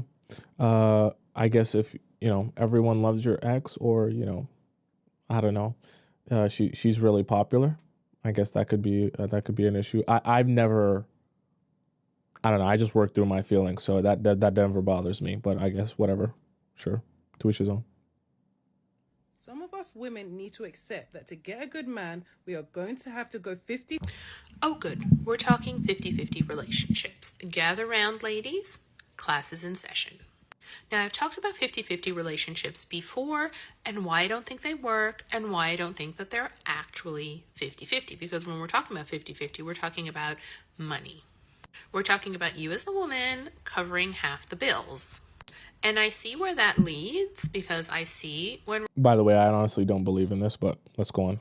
Relationships unravel. Like, I don't believe in 50-50. Let's go on. And I see that always leads to bad outcomes for women. Now, any relationship can unravel, okay? But there are better outcomes and worse outcomes. And while both the woman with the provider husband and the woman who is 50-50 with her husband are both crying in my office, one of them's getting a house and the other one isn't. And let me tell you, it is a special kind of pain that a woman gets to experience when she spends all of her best years of her life giving this man everything that she has, all of her time, all of her energy. She gives him children. She pours in money into him. She subsidizes his existence and builds him up, only for him to turn around and leave for another woman and start giving her everything, providing for her, doing all the things that, the first woman wished that he could do, but he wasn't able to yet. That hurts a lot more, okay? It just does. And it is absolutely a lie that in order to be with a successful man, you have to be there at the beginning and you have to build him up. Let me tell you, the majority of those men are not going to give that woman loyalty. And in a lot of cases, they don't really even like her that much. She was never the woman that they really wanted to be with, their idea of a dream woman. They just kind of settled for her because she was the one who was able to prop them up, willing to build with them, all of that. But the second that they're successful and they're able to go get the dream woman, do you think they're really going to say no and pass up that opportunity because you were there from the beginning? No, they come up with all kinds of reasons why it's all your fault that the relationship has broken down.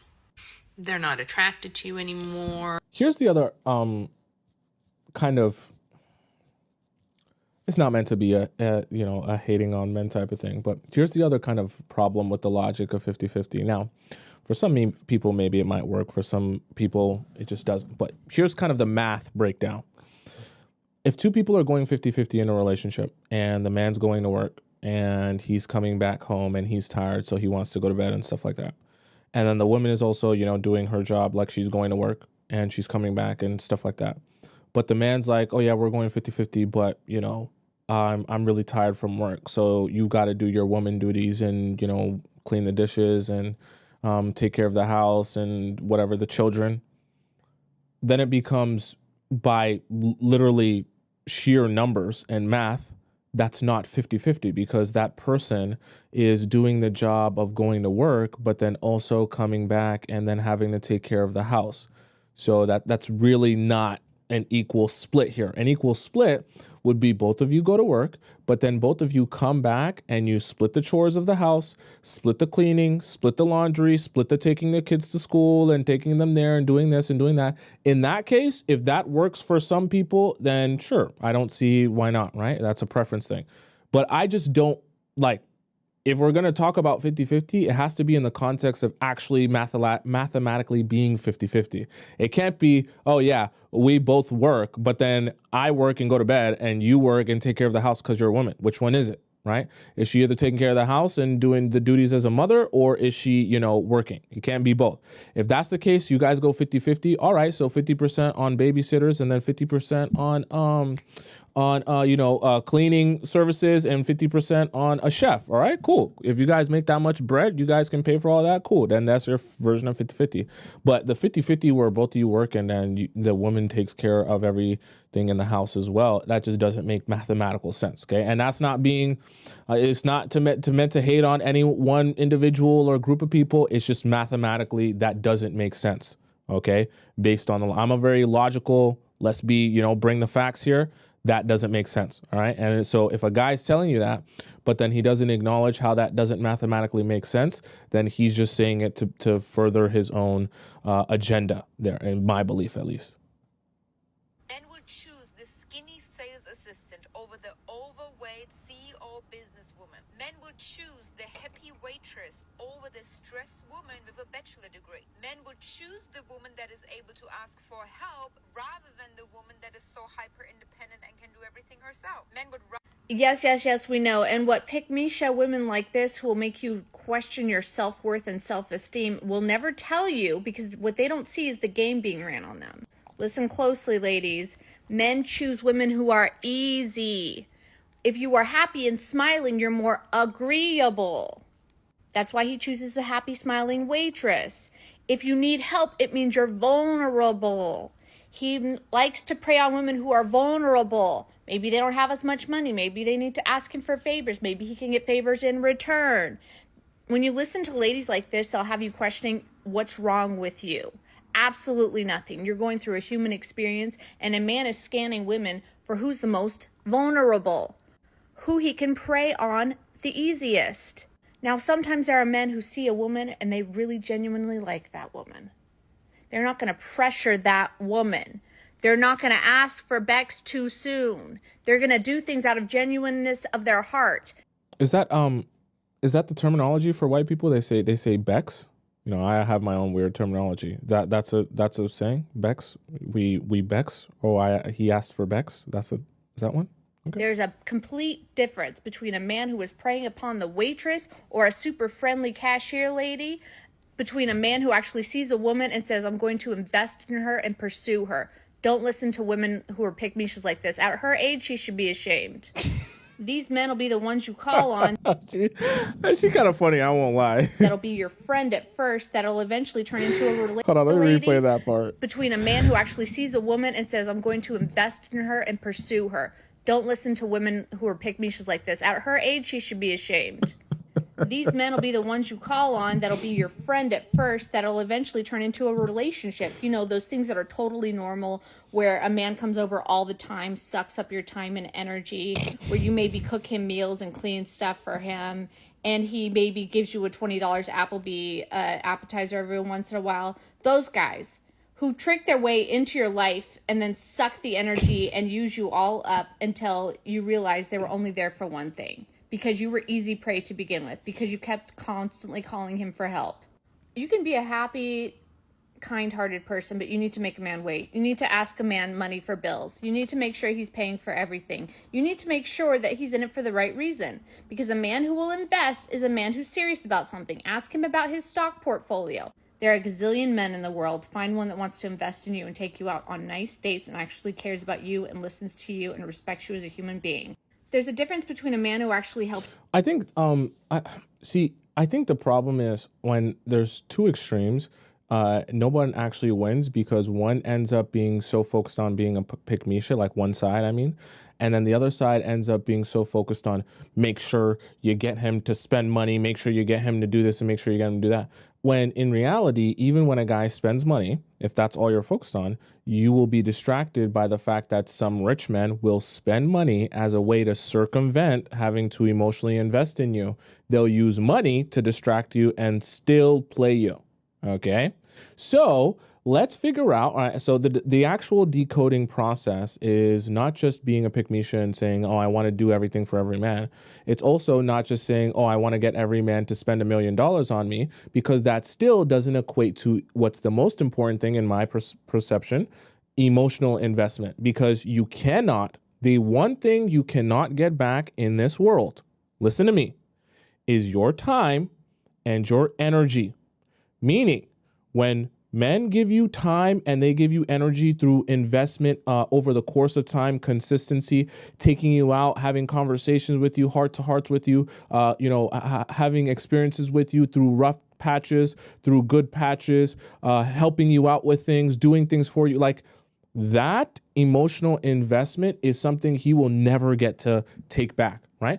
Money is something that can be made back. And if he's really rich, he's making that as he's spending it. So you can't be thinking in your mind solely about, oh, get him to invest money and this and that, that you're not realizing that emotional investment is king here.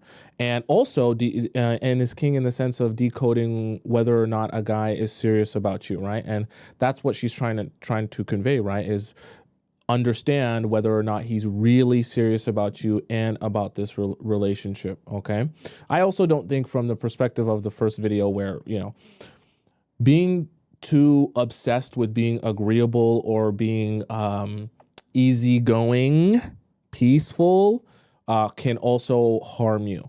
Because when you're thinking about how to be peaceful and you don't want to speak up for yourself because you just want to be this, most agreeable person, that can make you unattractive because you're just a people pleaser then. And honestly, I honestly mean this. No one likes a people pleaser. Literally no one. As crazy as that sounds, right? What I want women to understand about men is that men don't unfollow or block. That is an emotional response. I don't care what they try to say. That is an emotional response. A man that truly, truly does not care about you would not even be thinking about you enough to need to block you or unfollow you. So that means that if he does block you or unfollow you, you must have said something that really hurt his feelings or bothered him. Like your presence and the thought of you is really bothering him so much to the point where he had to open up the app and type your username in his keyboard, click your profile, and press the 3 dots to block you or unfollow you. That's how much you get on his nerves. You are a menace, and to be honest, I applaud you for that.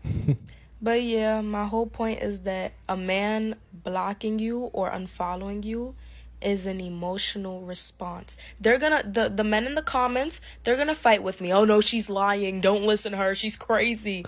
I mean, she's not crazy. I would do the same thing, right? If I'm not messing with someone or like I just want to cleanse my soul, my spirit of that person, unfollowing. Well, I don't really do the blocking, but I'll just unfollow people because, it's once I cleanse my soul and my spirit of them, I don't want to see them. I don't want to be concerned about what they're doing. If they pop up on my, stories because someone else posts them, fine. But when I cleanse myself of someone, that's like the physical representation of that. So, I mean, it can be called an emotional response, but you have to cleanse yourself of people that you don't want in your life anymore.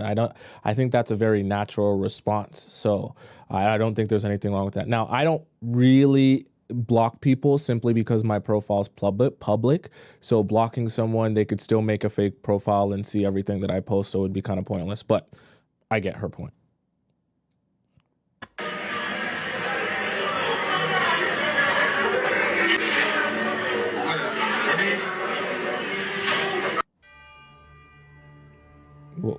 What? Nah. Right in front of his goal, he sees another goal walk past, and he goes. Sorry, Hold on. Let me go back and play this because I didn't even catch what was going on.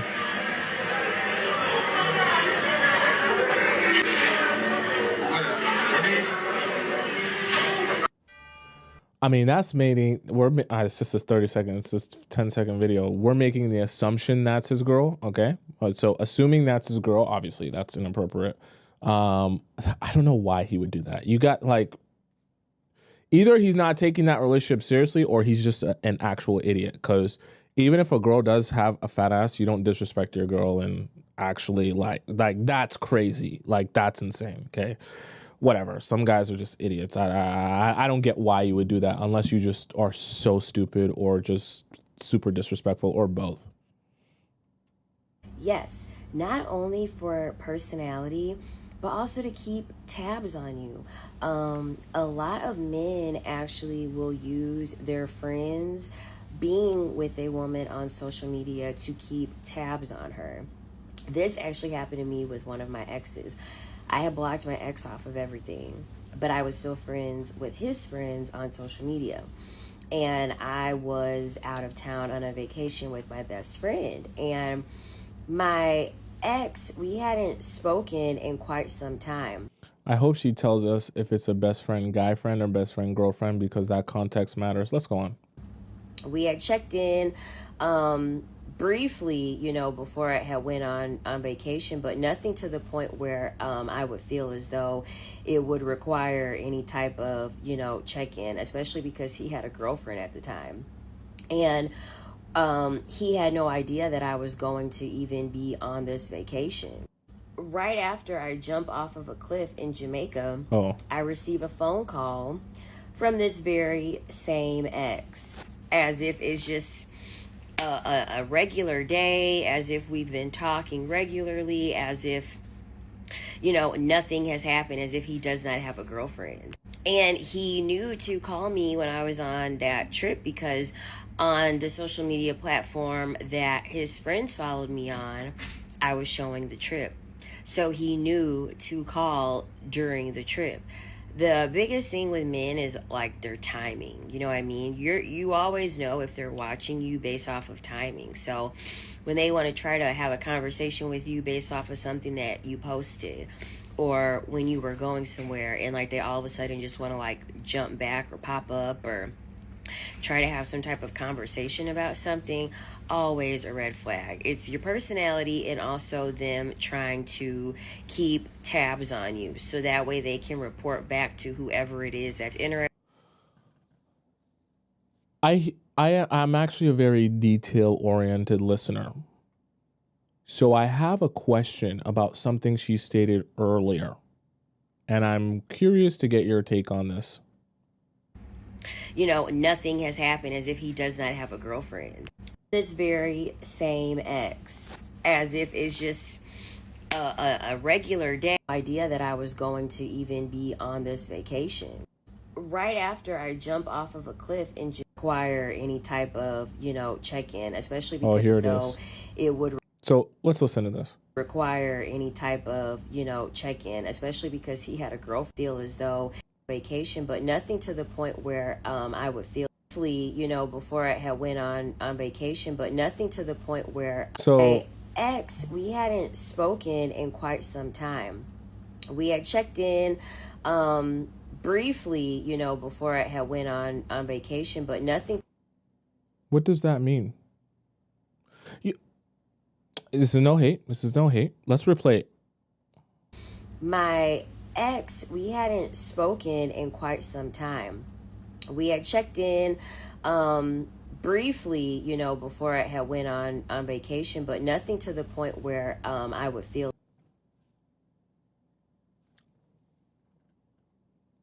So he has a girlfriend, and I told you guys I'd be listening to everything. He has a girlfriend, and it's inappropriate for him to call you on vacation, but just a bit before your vacation, while he still had a girlfriend, you guys had checked in briefly. Chat, can you explain to me what exactly does checking in mean? Because I'm just a man, okay? I'm just a boy. I may be unaware of the terminology. Maybe I'm not hip. Maybe I don't understand. Maybe I'm confused. What exactly does it mean to check in with someone who is no longer your romantic partner and actually has a whole nother girlfriend?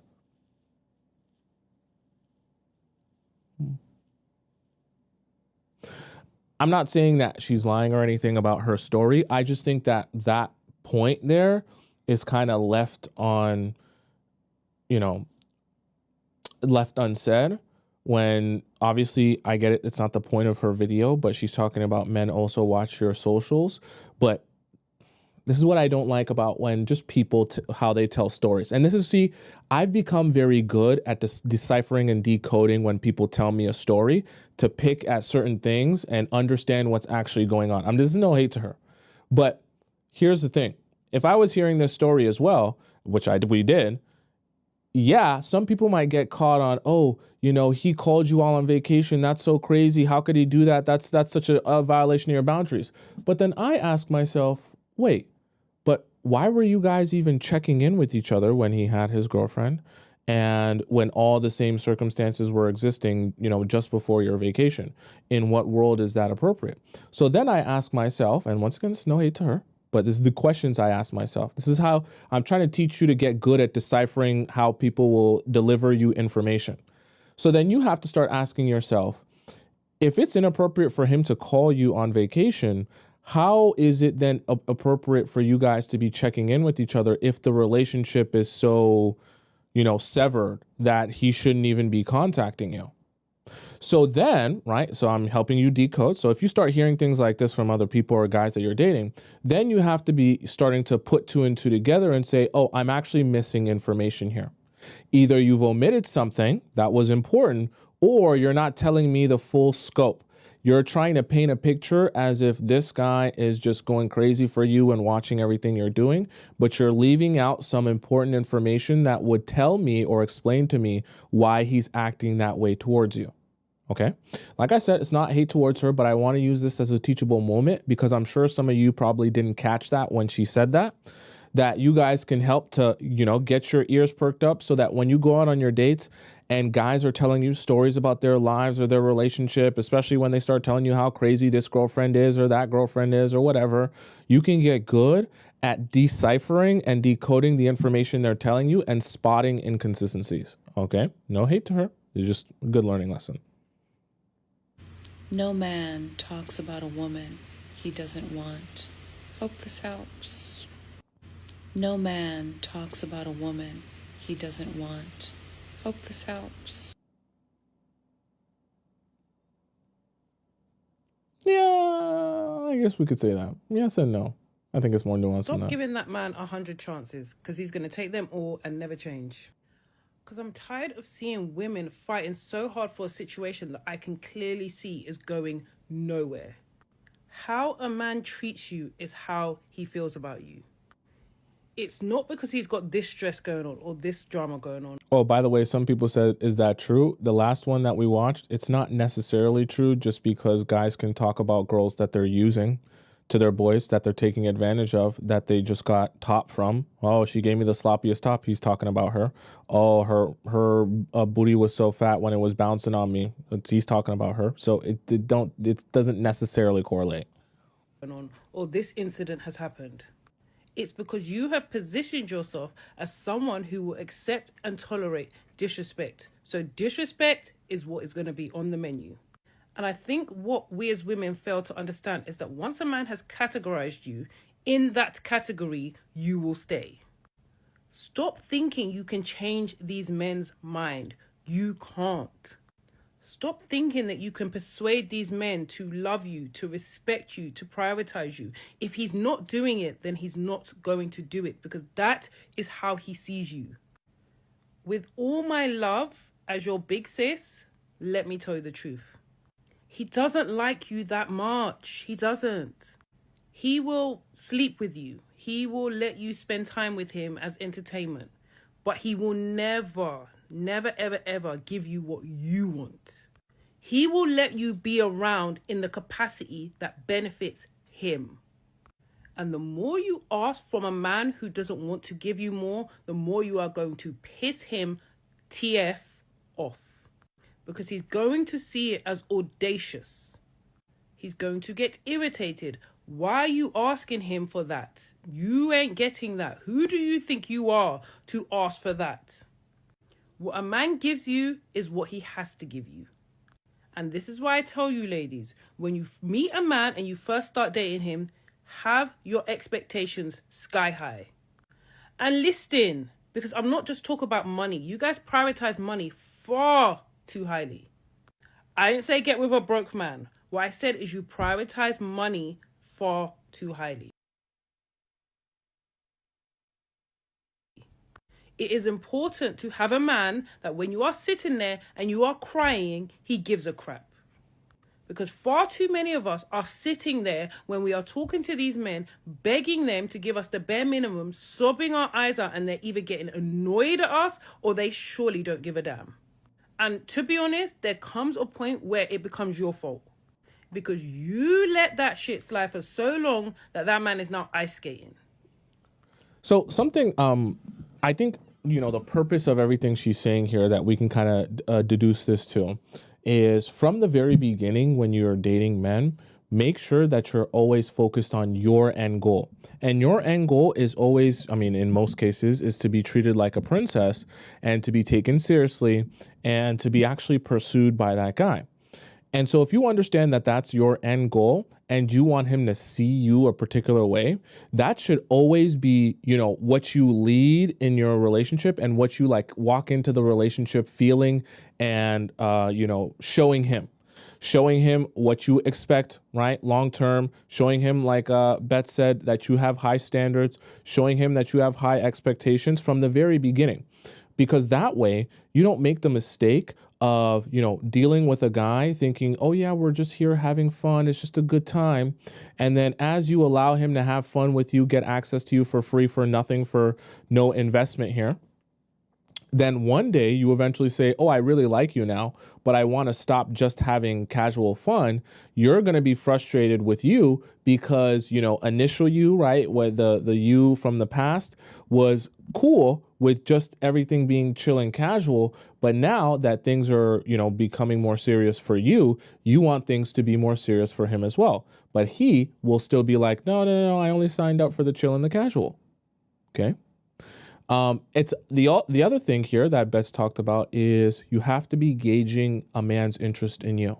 And I don't mean it from the standpoint of, oh, you have to be seeing, you have to be knowing when you're dating men how interested he is in you, that he will either continue to pursue you, or his lack of interest, that he will stop pursuing you because, I don't know, maybe you're just not the girl that he wants. If that's the case, that's fine, but you don't want to lose your marbles trying to get a guy to be interested in you. All right, let's head into our last segment of the day here, okay? We have our very, very special segment. Tell me in the chat if you guys know what's coming up, okay? It's a very amazing segment. It's a very awesome time of the day. I want you to spam it up in the chat. Let me know if you know what time it is. It's a very special time. It's an amazing time. It's a time where you're going to laugh and you're going to cry. Don't look at your clock. Don't look at your watch. Don't look at your phone. Don't look nowhere else in your home. If you don't know what time it is, I'm going to tell you the time.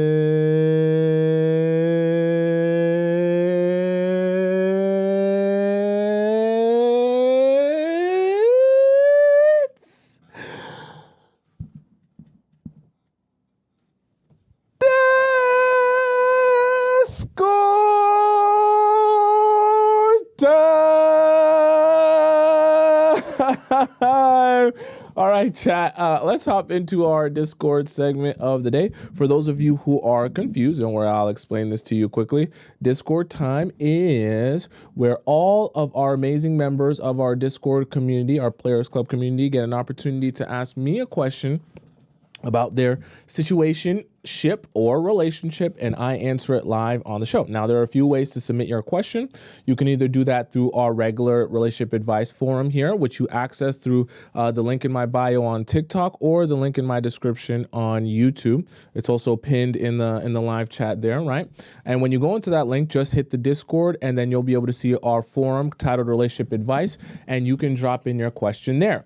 Now, obviously, there are some questions that I still have to get through too. So if you put yours here today, I might not be able to get to it today.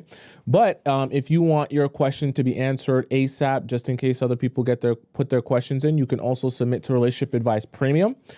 Premium is accessed also by going into my link in my bio on TikTok or link in my description. You donate to the show. When you send in your donation to the show, you're able to put your question in Relationship Advice Premium here. And when you donate to the show, you put in your title, your question, and your username. That way that I know it's you and I can confirm it's you, because this is like a skip the line pass so that you don't even ever have to wait, right? Okay.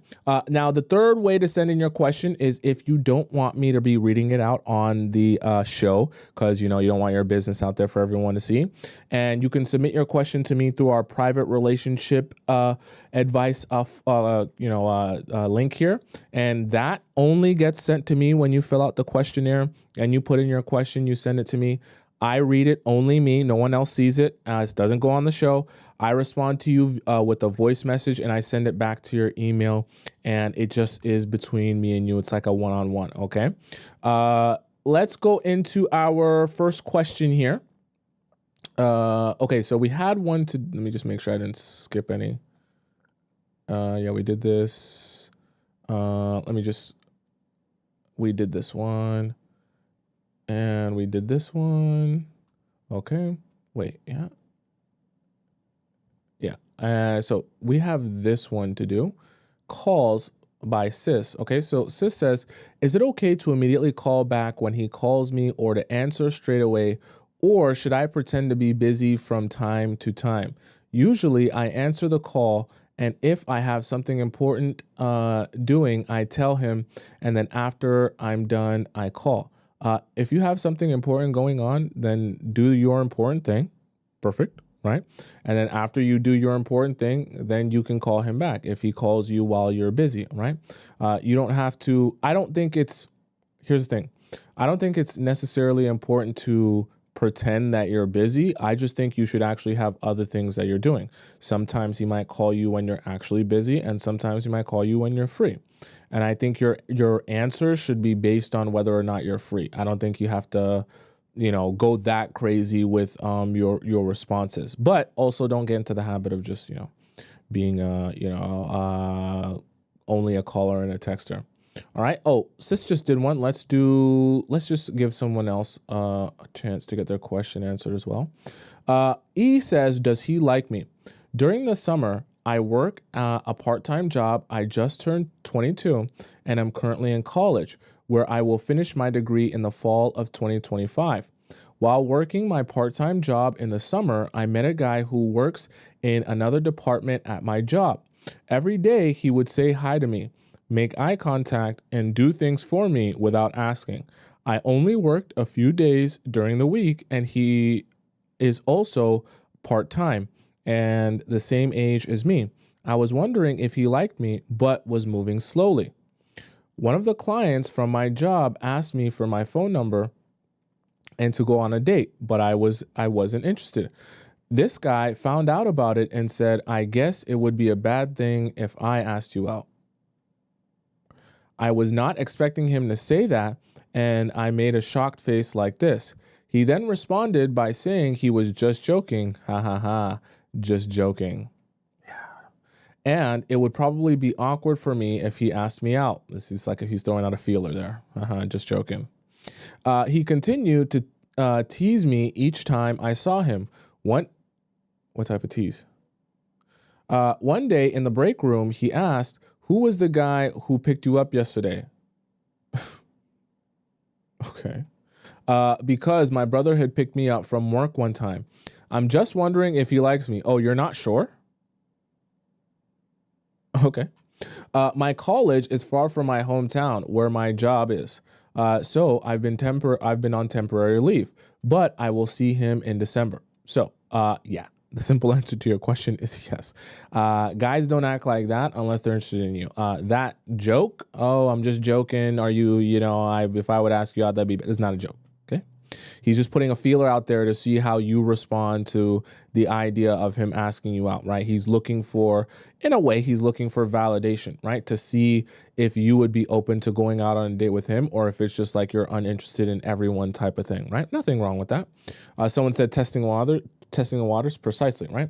And there's nothing wrong with that. And if you're interested in him as well, the only thing I'll say to that is whenever you're dealing with a situation that has to do with someone that you work with, it can be a bit dicey because, you said that you're part-time there and you're going back in December.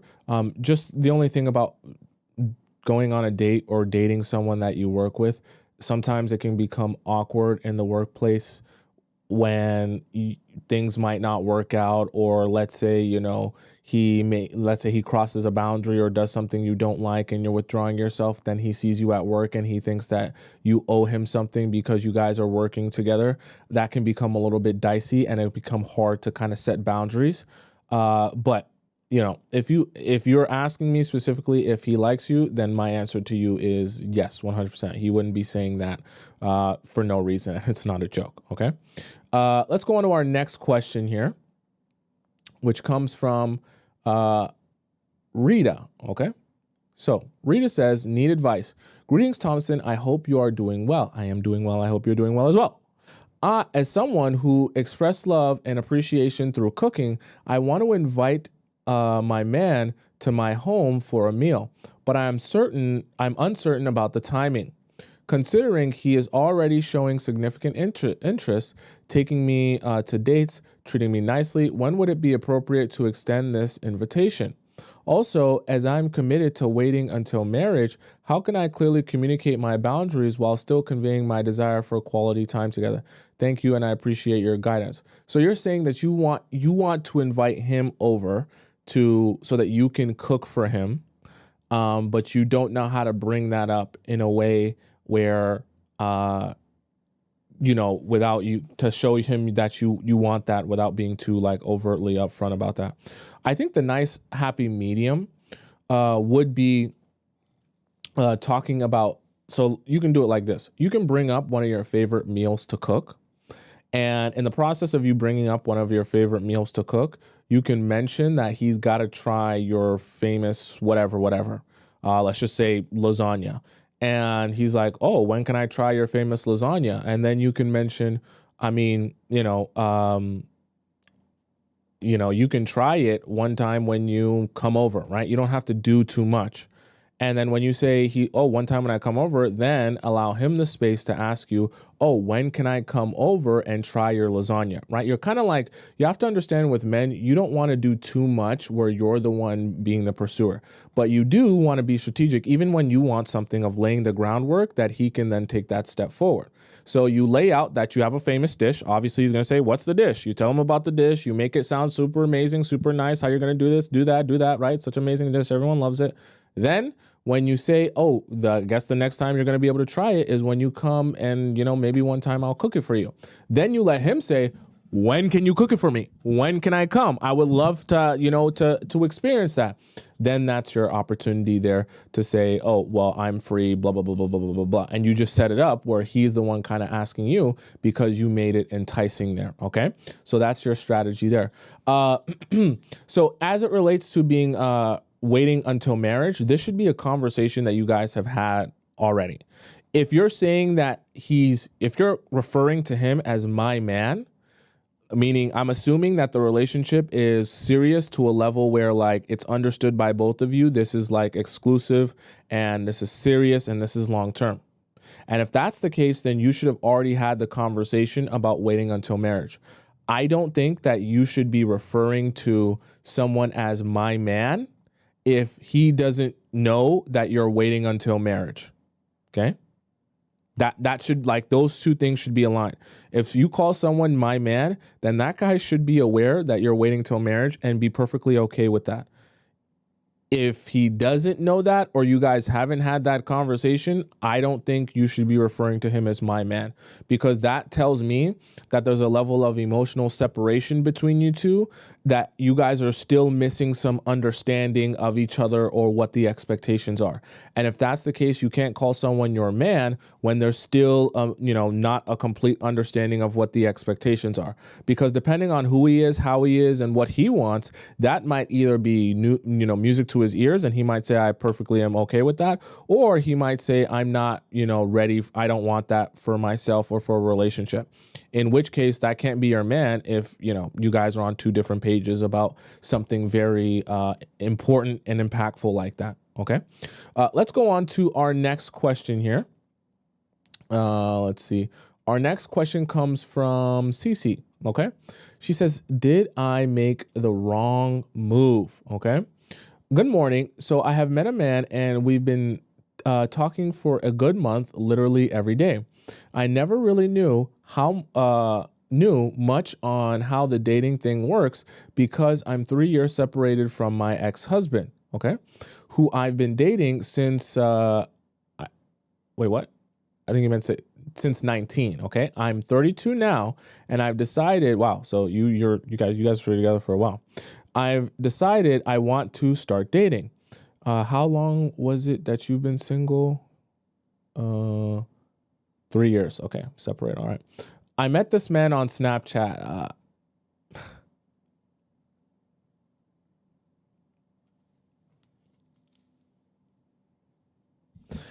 Let's take a stand up, a little stretch, man.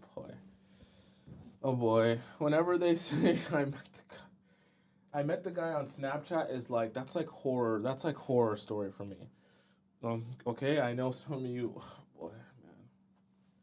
Why though? Why? I would love to ask those of you, while I stretch it out, can those of you on the, I guess, younger side, or those of you that love Snapchat, can you explain to me what's the lure? What's the attraction to meeting people or men on Snapchat? Does it feel, more impersonal, or do you feel like you can be yourself more behind your Bitmoji? Explain to me, because we talk about Snapchat a lot, and you guys seem to love it.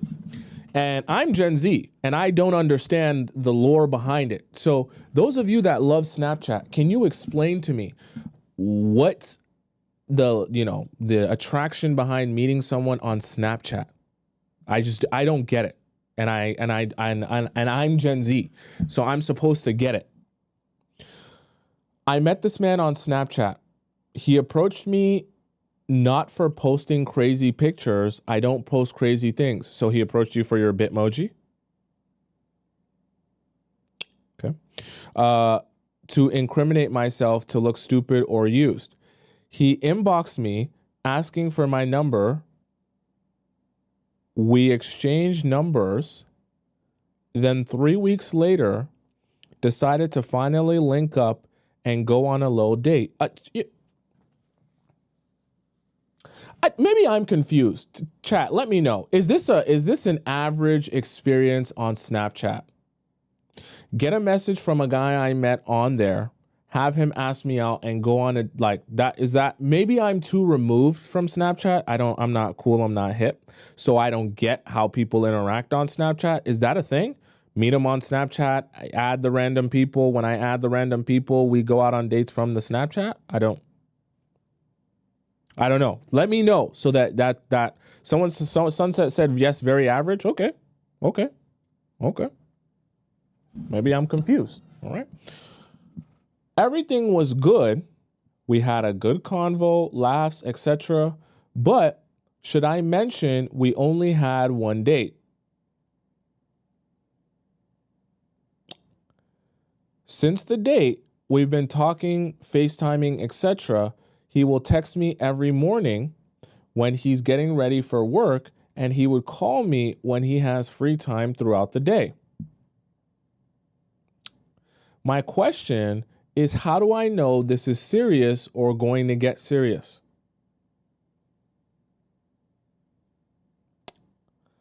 Is he using me to make the time go by? I recently told him that I've been doing some thinking, and I think it's kind of best that I walk away from this situation before I'm far too emotionally invested. Okay, I'm going to pause the story here for a second because I want to make a very important point here. If you're ever in a situation where you feel like this relationship or situation no longer serves you, do not approach the guy as if you want him to convince you to be in this relationship.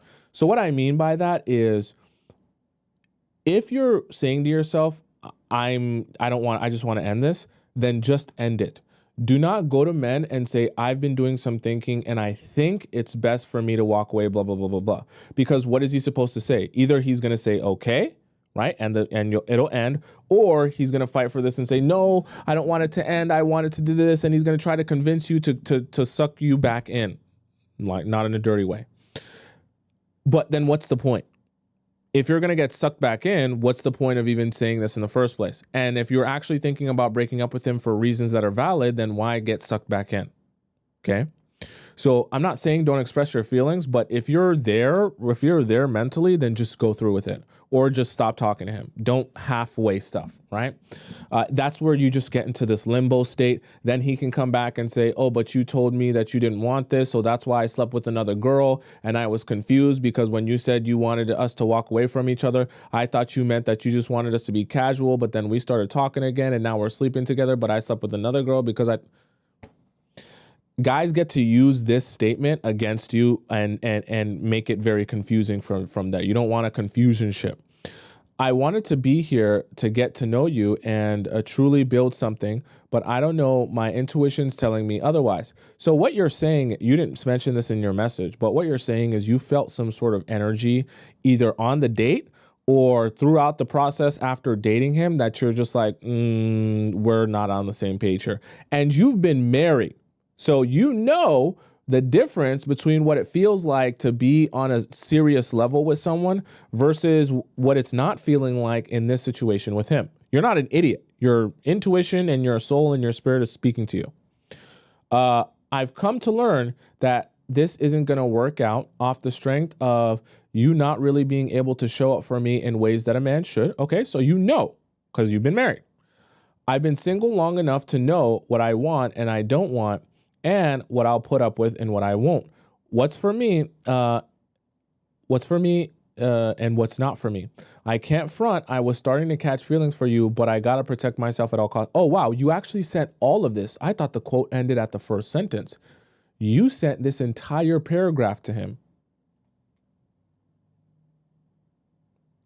Chat, what do we always say about sending men long paragraphs explaining to them what you're unhappy with and how he needs to fix this or how he needs to fix that or whatever? What do I always tell you guys? It is a waste of your time. It's not a waste of your time because expressing yourself is bad. It's a waste of your time because what is he going to do with this information? Change? No. If he had a desire to treat you better, he would have been doing that. Okay? So you expressing the ways that he hasn't been showing up for you is not actually going to make anything change or, for him to start, realizing anything. He might respond to that and say, okay, yeah, I hear what you're saying. But there's a high likelihood that he will continue doing the same thing he's been doing because that's exactly what he wanted to do. Okay. Let's see what his response is. She says it here. His response was, good morning. I totally understand. I'm taken aback, but I get it. And no, I wasn't fully invested into this. It's like I can mind read. Hopefully, we can still be friends and talk from time to time. If not, I understand. I love the Discord so much. I love it so much because it's an opportunity for all of you to see that I don't just talk out of my butt. I'm so glad it worked out like this. Not that I wanted it to not work out for you, CC, but I'm glad that we got an opportunity to discuss it and why I advise you guys to not do it. And now we're seeing firsthand why I tell you guys to not do it and why it's a waste of time. All he responded was not, oh, I want to fight for you. I'm going to make our relationship work. And now that I realize how I was mistreating you, I'm going to make a 180-degree change and everything's going to be okay and we're going to get married. No. All he said, right? All of this is just all the rest is fluff. All he basically said was, okay, see you never. Right? Chris just said it. He basically answered with whatever. So you did all that thinking about how you're going to send this message and how it's going to change things or how it's going to, you're going to express everything that you feel. And all he said is whatever. So you got it. Like, I know it sounds horrible, but you got to kind of just be like, honestly, when you stop caring or you're like, yo, this isn't working, just remove yourself. Don't bother doing the whole explanation of, telling him how he's been mistreating you or not. Just tell him, if you want to not just ghost him, just say, look, it's not working out for me and leave it there. Don't do a whole over explanation because the guys don't care, honestly. I don't know if I feel that way because I want things to be sped up and he wants the voice. He wants to take things real slow. Now, I don't know if he was saying that to cover up that he doesn't want to deal with me or does really want to take it slow. No, I think he was saying that because he just doesn't care. Like, it doesn't matter to him either way, right? This is why he just responded with basically whatever. I'm confused because men are very confusing. What should I do? Because I just want distance on him. He texted me 3 days ago saying, hope all is well, right? Just means I'm wondering if I can still waste your time. That's what that translates to. But I didn't reply back and I'm going to push him away by no reply. Cece, here's the thing, okay? I love you guys. I love you, Cece. I want to help you. I don't advise you guys to meet men on Snapchat for a very particular reason. Guys that are going to meet you on Snapchat, especially if they're, first of all, I don't want to be mean, but any guy over 30 that's heavy on Snapchat is probably not the guy you're looking for. Because just to be real with you, guys over 30 using Snapchat are usually using it as a way to be sneaky or to get into some sort of nefarious activity, or they just have, nothing going for themselves. Okay? It's not to diss. I just have to be real with you, right? And it's just a majority of the time, that's what it is. And so what's going to happen is a lot of times when a guy, you're meeting him on Snapchat and you go out on a date with this guy, you're going to end up meeting one of those men who either doesn't have direction, which is why he's spending his time on Snapchat, or he has other things going on, which is why he's spending his time on Snapchat.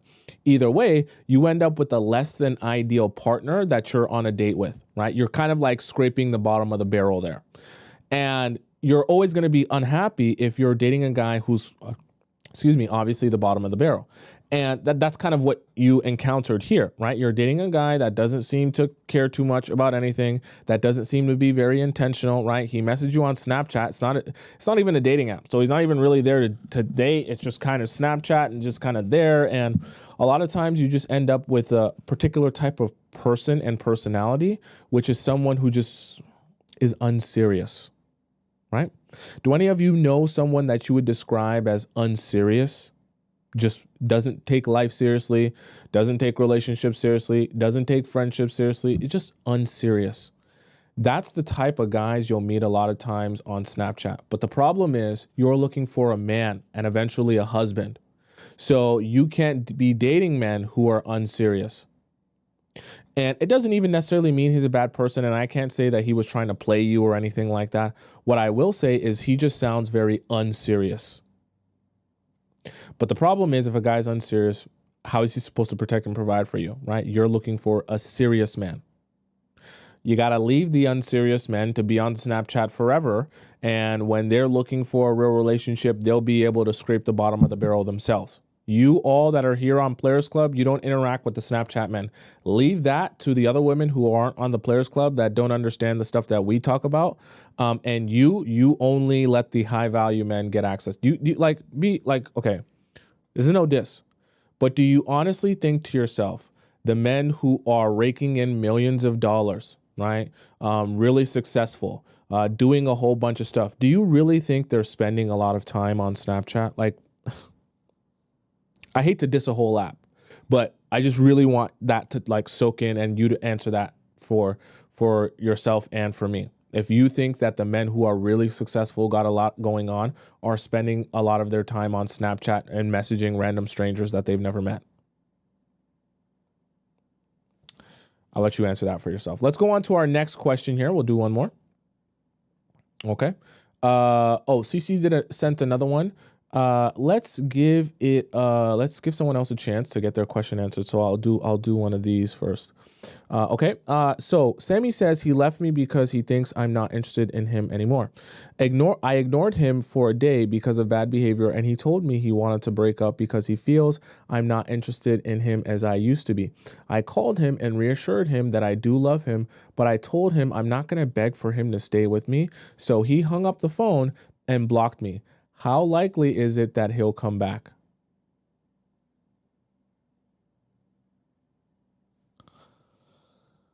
Wow. Let's kind of like just break this down real quick. He told you that he wanted to break up. My advice to you, chat, and this is going to sound mean, if a guy tells you he wants to break up with you, you tell him okay. Because if a guy's telling you he wants to break up with you and you convince him to not break up with you, what's going to end up happening is he's either going to resent you or he's going to stay with you and then tell you, oh, I treated you badly because I was already, clocked out or checked out of the relationship because I told you I wanted to break up. You end up losing either way. So if a guy tells you he wants to break up, better for you to say okay.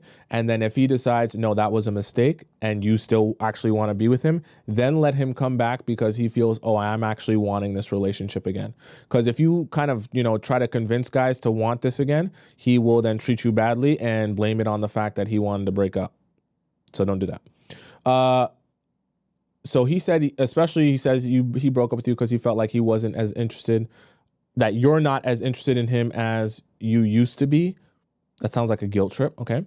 And you called and reassured him that you do love him and you're not going to beg, which is good. You shouldn't beg. So he hung up the phone and blocked me. How likely is it that he'll come back? It doesn't matter. Here's the thing. This is kind of it's a bait tactic because he's telling you he feels you're not as interested. You called him and told him that you do love him. And I'm sure it wasn't just that. You reassured him essentially. If that's not enough for him, or he needs you to somehow get your maid outfit on and start scrubbing the floor or start slurping him off in order for him to see that you actually care about him, then there becomes a point where this is just unnecessary. Like there's nowhere to go from here. Because reassuring someone, yes, if your partner needs reassurance, there's nothing unnatural or weird about that. But if reassuring him is still not good enough for him, then at a certain point, it's like, well, what are you expecting here? Do you want me to be a slave to you before you'll actually believe that I care about you? That's not a healthy relationship. Am I supposed to put my life on hold for you or abandon all of my responsibilities to be with you in order for you to recognize that I actually care about you in this relationship? So you kind of have to understand there's a balance between reassuring someone, but then if they're expecting that you stop your entire life to only focus on them and never have anything else going on in your life except for them, that's not realistic or sustainable. So if reassuring him didn't work, that he then blocked you and doesn't want to speak to you, then let him be. You can't, there comes a certain point where you can only give so much reassurance before it becomes unhealthy or before what he's asking of you is essentially to not have a life and only pay attention to him and only care about him and just basically put everything aside for him. That's not going to work. That's not sustainable. That's also not the position that you want to be in, okay? It's Jay says he wants to be chased. It sounds like it. And you can't be chasing a man. You can reassure him, but you can't be the one chasing him. Like, what are you supposed to do? Show up at his house? Don't do any of that crazy stuff. Show up at his house, call him 25 times. Don't do any of that crazy stuff. If he blocks you and he's hanging up the phone on you, he doesn't want to speak to you, cool. If you come to your senses and you feel like you want to speak to me and you want to be an adult and have a conversation, we can have a conversation. But what I'm not going to do is, roll myself on the floor in agony because you don't want to speak to me after I've tried to reassure you and have an adult conversation with you. You can't baby man. Can't baby man. All right. All right, chat. That's the show for today. For those of you guys who want to send in your questions, feel free to do that through our relationship advice forum in our Discord. You can also send it in our premium relationship advice or our private relationship advice, depending on what you're seeking and how you want it to get answered. All right. For those of you who are on TikTok and you want to follow me on Instagram, my Instagram is just Tomisin_Tub. It's right above my head on the top left corner of the screen. It's also in the link in the description for those of you who are on YouTube. For those of you who are on TikTok and you want to rewatch the show because you missed parts of it, or you just thought some parts were funny, you want to rewind them, you can always watch them on my YouTube channel. My YouTube channel is just my name, Tomisin Atobatele. Type in my name on YouTube. You can just type in my first name, Tomisin, Tomisin. And when you go to my YouTube page, go into the live section. You'll see this live stream along with all the other live streams I've done since the beginning of time. And the best part is you'll have the YouTube and TikTok live chat embedded in the video, so you won't miss a second of conversation that I'm having with all of you beautiful people. All right. I'm here every weekday, Monday to Friday at 4 p.m. Eastern time. I'm going to be much better on time, this week. I'm going to make sure to do that for you guys because I know you guys are always here for me all the time. So I'm going to do much better in being here right at 4 p.m. All right. Nicole, thank you so much for the donation of $5 in the TikTok chat or in the YouTube chat. Oh, I forgot to even acknowledge. I seen someone donate a whole bunch of coins in the TikTok chat. I can't see it now, but thank you so much if you're still here, to whoever donated in the TikTok chat and all of you that have donated throughout the show. Thank you so much. And thank you, Nicole, for your $5 donation. She says, great show as always. Thank you. I'll see you guys again tomorrow at 4 p.m. Eastern Standard Time. And until then, goodbye for now. Arrivederci, au revoir, hasta la vista, sayonara, adios, ciao, salam, bon voyage. And I'll see you again tomorrow at 4 p.m. EST. Okay? Bye for now. I love you so much. So much.